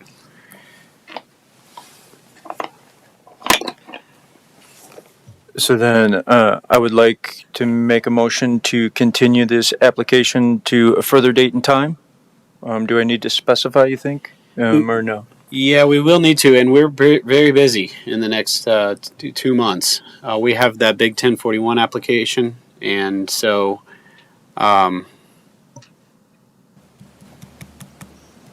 So the 1041 application dates are April 10, 11, and 17. Could we They haven't been set. or formally. potentially. Potentially, yes. They're being held. Possibly. Yes. right. Could be. Could we do it? I think we could set it for a date uncertain where we would have to renotice the case, or we could set it for a date certain, and if we could not meet that date, then we would have to, at that hearing, continue it to another date certain. And I have a quick question, sorry. So I know for the wireless, or for cell towers and stuff, we have a minimum amount of time to get it to public hearings. I don't know how that applies or works with a possible continuance. So I guess by accepting the continuance, we would hope that the applicant would be waiving their right to that timeframe. Can we do this in March?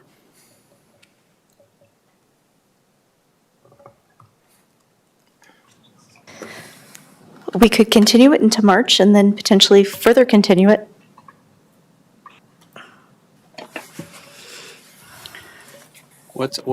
Can you remind me of our March hearing? It's March date? 20th. March 20th. Is that enough time? Because otherwise you're looking at probably, 3 months. What I would suggest is that we shoot for March 20th, and as a placeholder, we obviously have to do a number of things per your direction, and we want to make sure we present that in a quality packet back to you. So what I'd say is let's shoot for March 20th. I'll work with staff if we need to push it out, and then we understand that you guys have a date, a full schedule, and we'll work with your staff and the commission to come to a date that's agreeable. All right. I mean, I hear you, and I appreciate that. I would say I think that we would the appropriate motion would be to continue this hearing until March 20th. I'd like to make a motion that we continue this hearing until March 20th. I'll second that. All right, motion to continue to March 20th made and second. Any further discussion? Seeing none, I will request a roll call vote, please. Commissioner King? Is that me? Yes. Barrick? Yes. Bess Johnson? Yes. Duffy? Yes. Gillette? Yes. Slutsky? Yes. Rowe? Yes. Chair Choate. Yes. Motion passes. Thank you. And thank you, the three of you, for showing up and our public commenter online. So we'll talk to you then. We have one more agenda item, which is just reports from staff. Do we have any reports from staff? No, Mr. Chairman, no reports tonight. All right. Thank you all very much. We are adjourned.